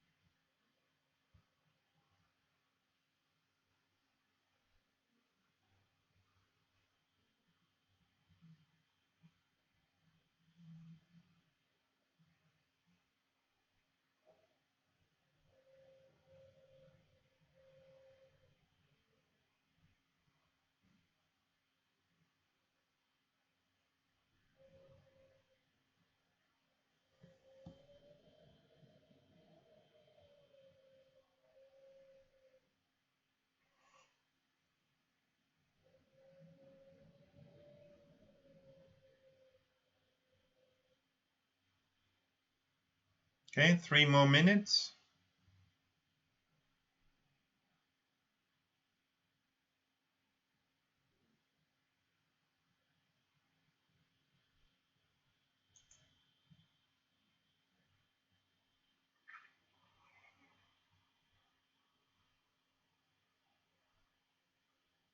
No, JC, it's correct.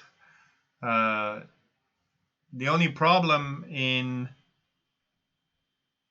no need to do that. Your only problem is if the number has all negative numbers. If your list is -1, -5, -7, then what's the maximum and what would you return as your maximum? Other than that, it's correct. Junkian. Okay. A little bit weird.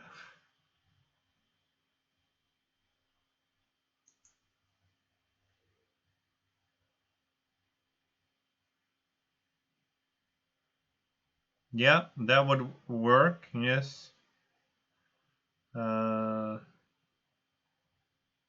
KUL, yes, your solution will actually work.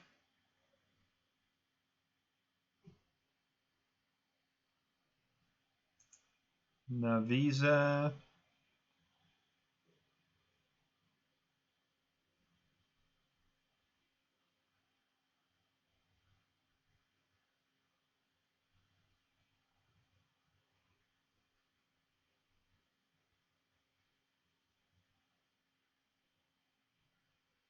Ooh, just crashed.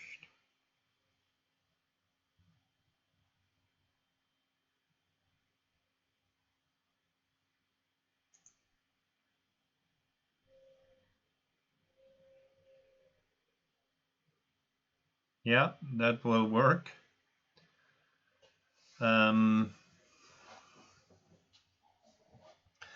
Now your only problem would be if the list has no odd numbers at all.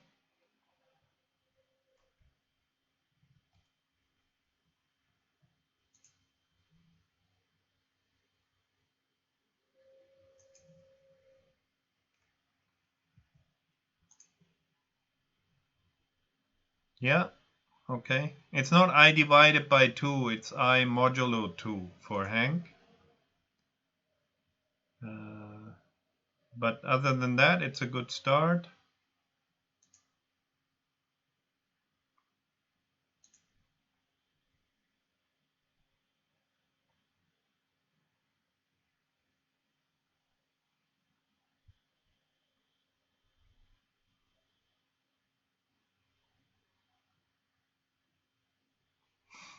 Okay, EE09, you have almost the right solution, except you only take the numbers that are on odd positions in your list.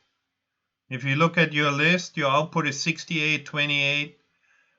Those are even numbers, so they should not be included. They just happen to be at an odd position, 1, 3, 5, 7, 9 in your list, at index 1, 3, 5, 7, 9.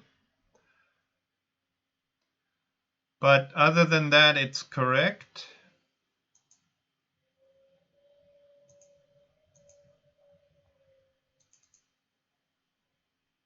So let's finish this for finding odd. For element in the list.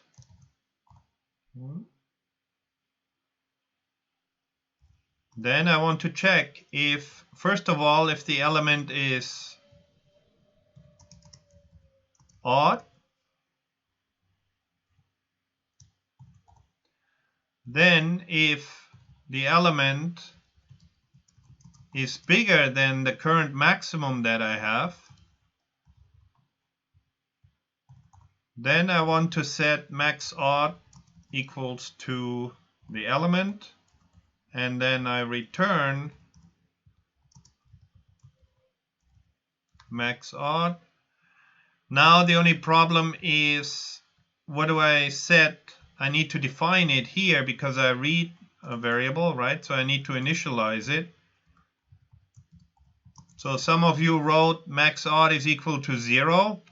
That works as long as the numbers that I have in my list are all positive. So for this problem, it'll actually work. Let's print the list.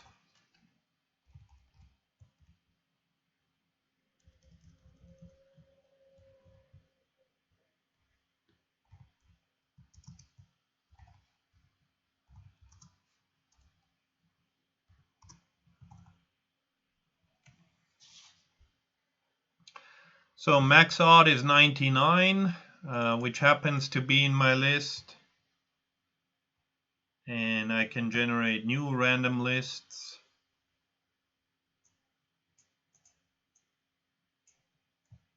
And if I generate the list in this format, then that's actually correct. Now it would be 97 here. So that works. The problem is if my list is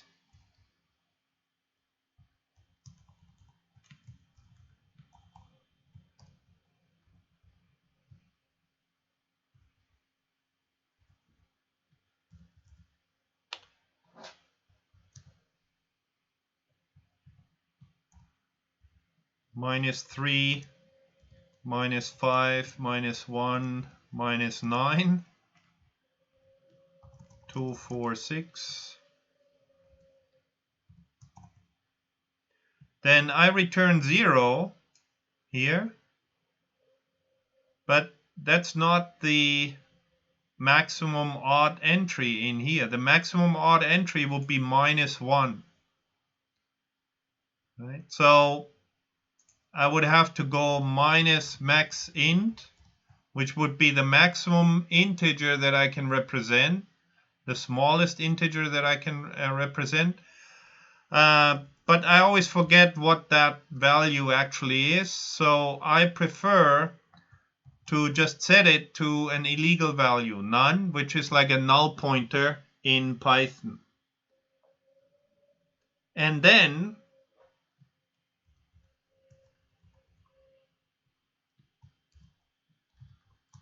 if max odd is none, or the element is greater than max odd, then I set it. So now my system is going to find the correct solution. It is also going to work now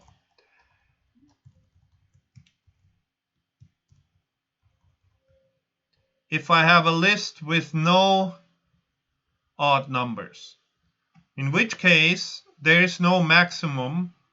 So in that case, my max odd would be returned as none, saying there's no maximum odd number because there's no odd number at all in my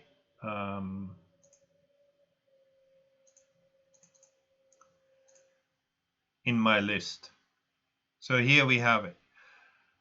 So now if I look at this algorithm, also make sure the difference between this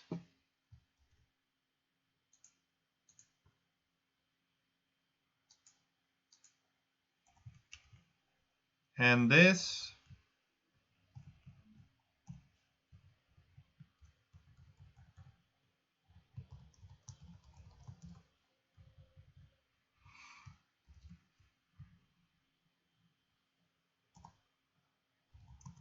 now I is my index, so my element has to be read from the list first. Then the two functions are identical.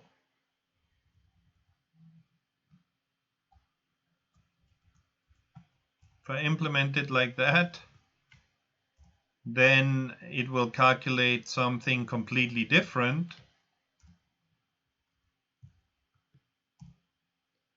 It will calculate the maximum odd entry in my list, so just the position. So if I have 5 elements, 0, 1, 2, 3, 4, the maximum odd one that I have a number for would be 3. So this would be incorrect. Right? That's not the correct. If I want this correct, then I have to change it to this. Now the two programs are exactly the same. So make sure you understand the difference between this and between this for loop and this for loop. Right? This one iterates over the elements. This one iterates over the position, the indices. If you get an index, you need to first read the element from the list. So now that's a simple program.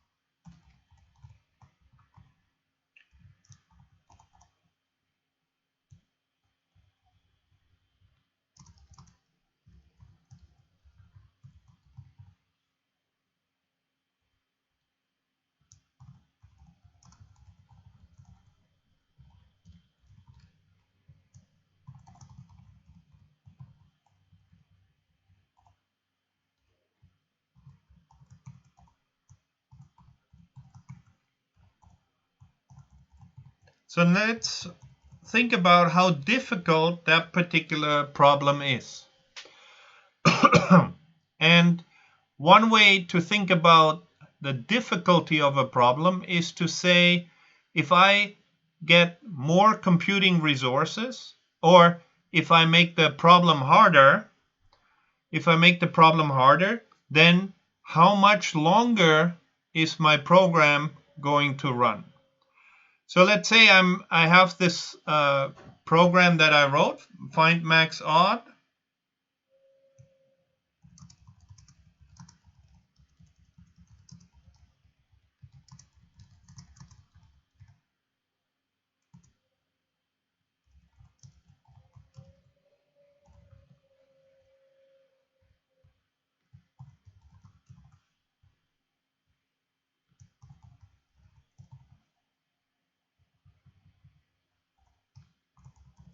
And I find the max odd integer in a list with 10,000 entries. So the length of the list is 10,000, so it's quite large. And I call it to find the maximum odd integer in that list, and it takes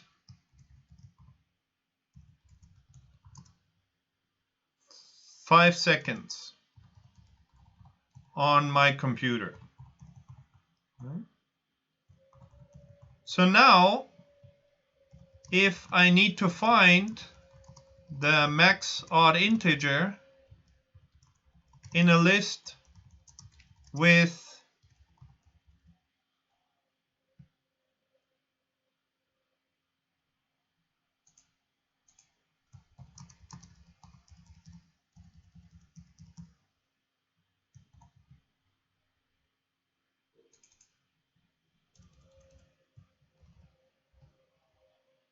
n entries,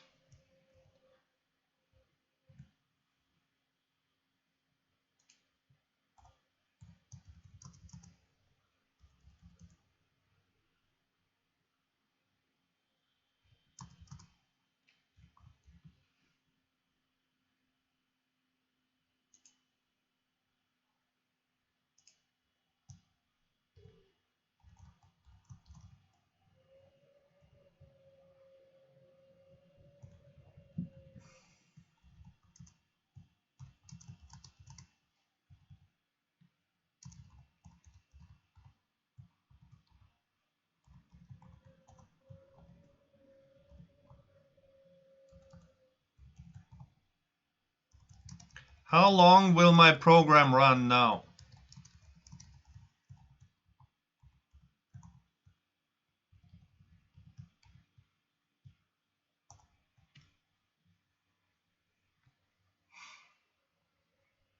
So I guess I can show you how to do that. But let's just think about the logic behind it. I have this program. If I use it and I search a list with length list is 10,000, it takes T1 seconds. Takes 5 seconds. And now I need to find the max odd integer in a list with 30,000 entries. How long do you think the program will run?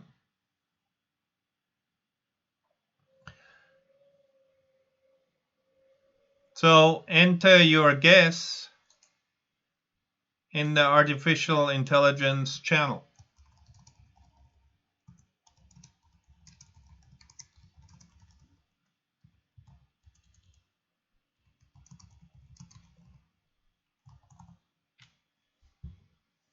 Yeah, 15 seconds. That's right. Yeah. And the reason for that is because here I basically just run through the loop one time, right? So every element I have to do some work. Now, there's a certain amount of runtime that is sort of constant. Like to call a subroutine, I have to pay the same cost whether I search 10,000 entries or 30,000 entries. So some parts are sort of constant. But if my list is large enough, then the majority of the runtime will depend on sort of this extra work that I need to do per item. The constant runtime cost is going to diminish. So that's why I didn't say if I search a list with 3 entries and now I search a list of 5 entries, I may not actually be able to see much difference in the runtimes because the static part, the function call itself, will be a significant cost. So it won't change that much. But if the list becomes large enough, and large enough sort of depends on what your computer system is, how fast your machine is, how much memory you have. It's kind of how powerful your compute system is. In that case, the runtime will depend mainly on the length of the list, and it will be a linear increment. So if I double the size of the list, I double the runtime. If I triple the size of my list, the runtime should be 3 times as long. So this is called a linear complexity.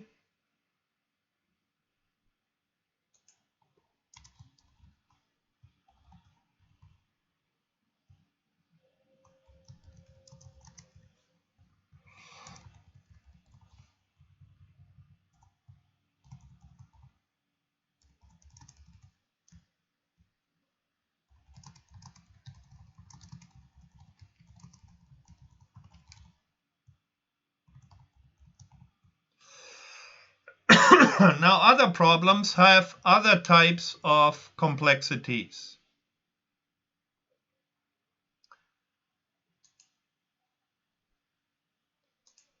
Right?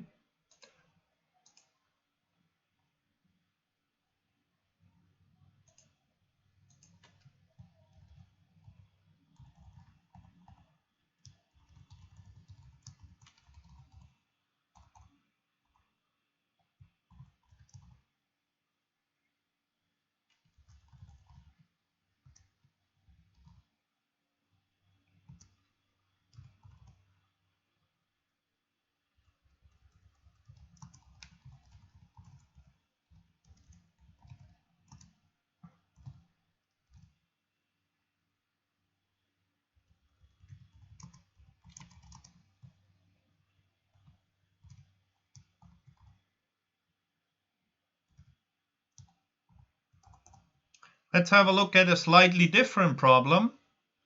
I want to write a function. Now, if you have read The Hitchhiker's Guide to the Galaxy, then you know that the answer, the truth to the answer to life and the universe is 42. So I want to know if 42 is encoded in my list.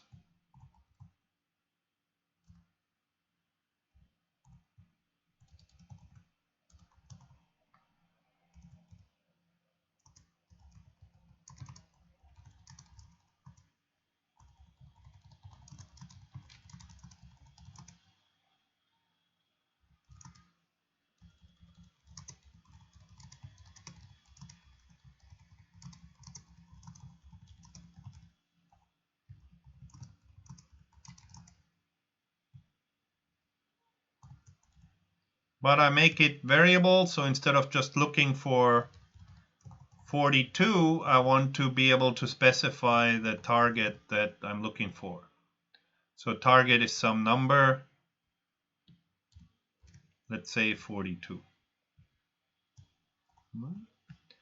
So now try and implement a solution to that problem.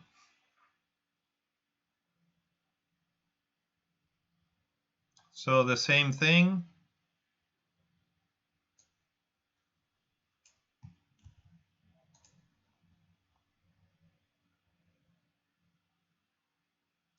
Except to make it more interesting, we now let numbers from minus 100 to 100. Excuse me, Professor. Is there a screen shown? Oh, it crashed. Yes, there should be a screen showing. Thank you. Yeah.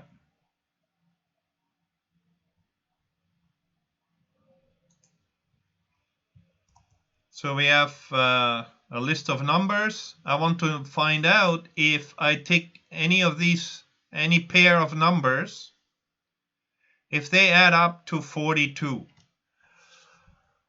So I can try 68 plus minus 74 is minus 22.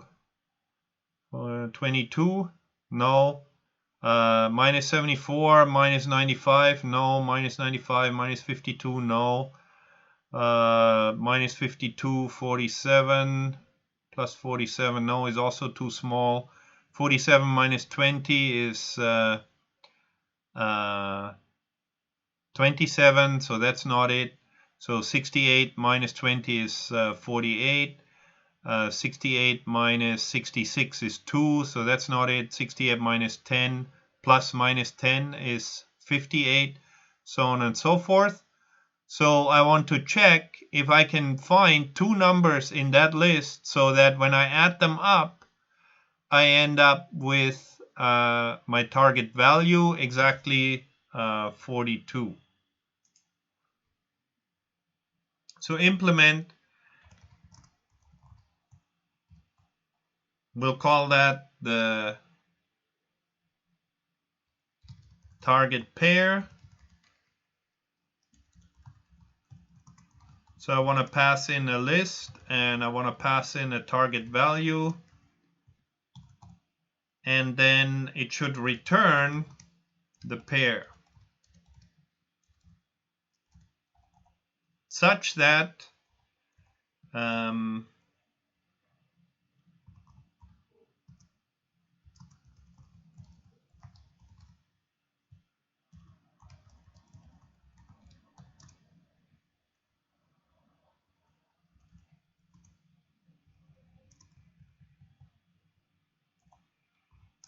x plus y is equal to target.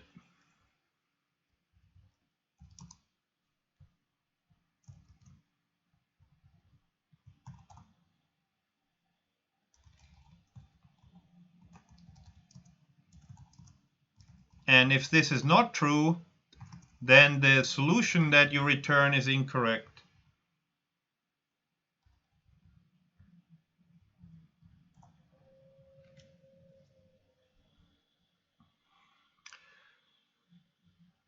So I'll leave you with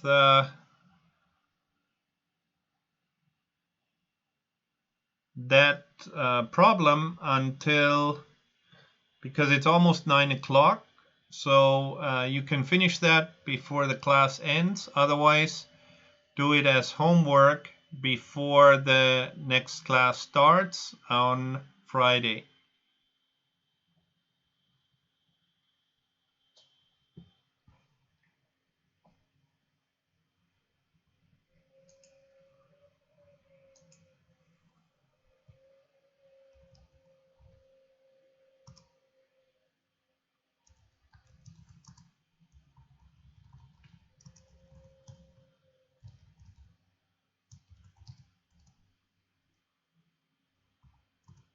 And if you find that, then you can also do find target triplet, meaning three numbers, x, y, z, such that x plus y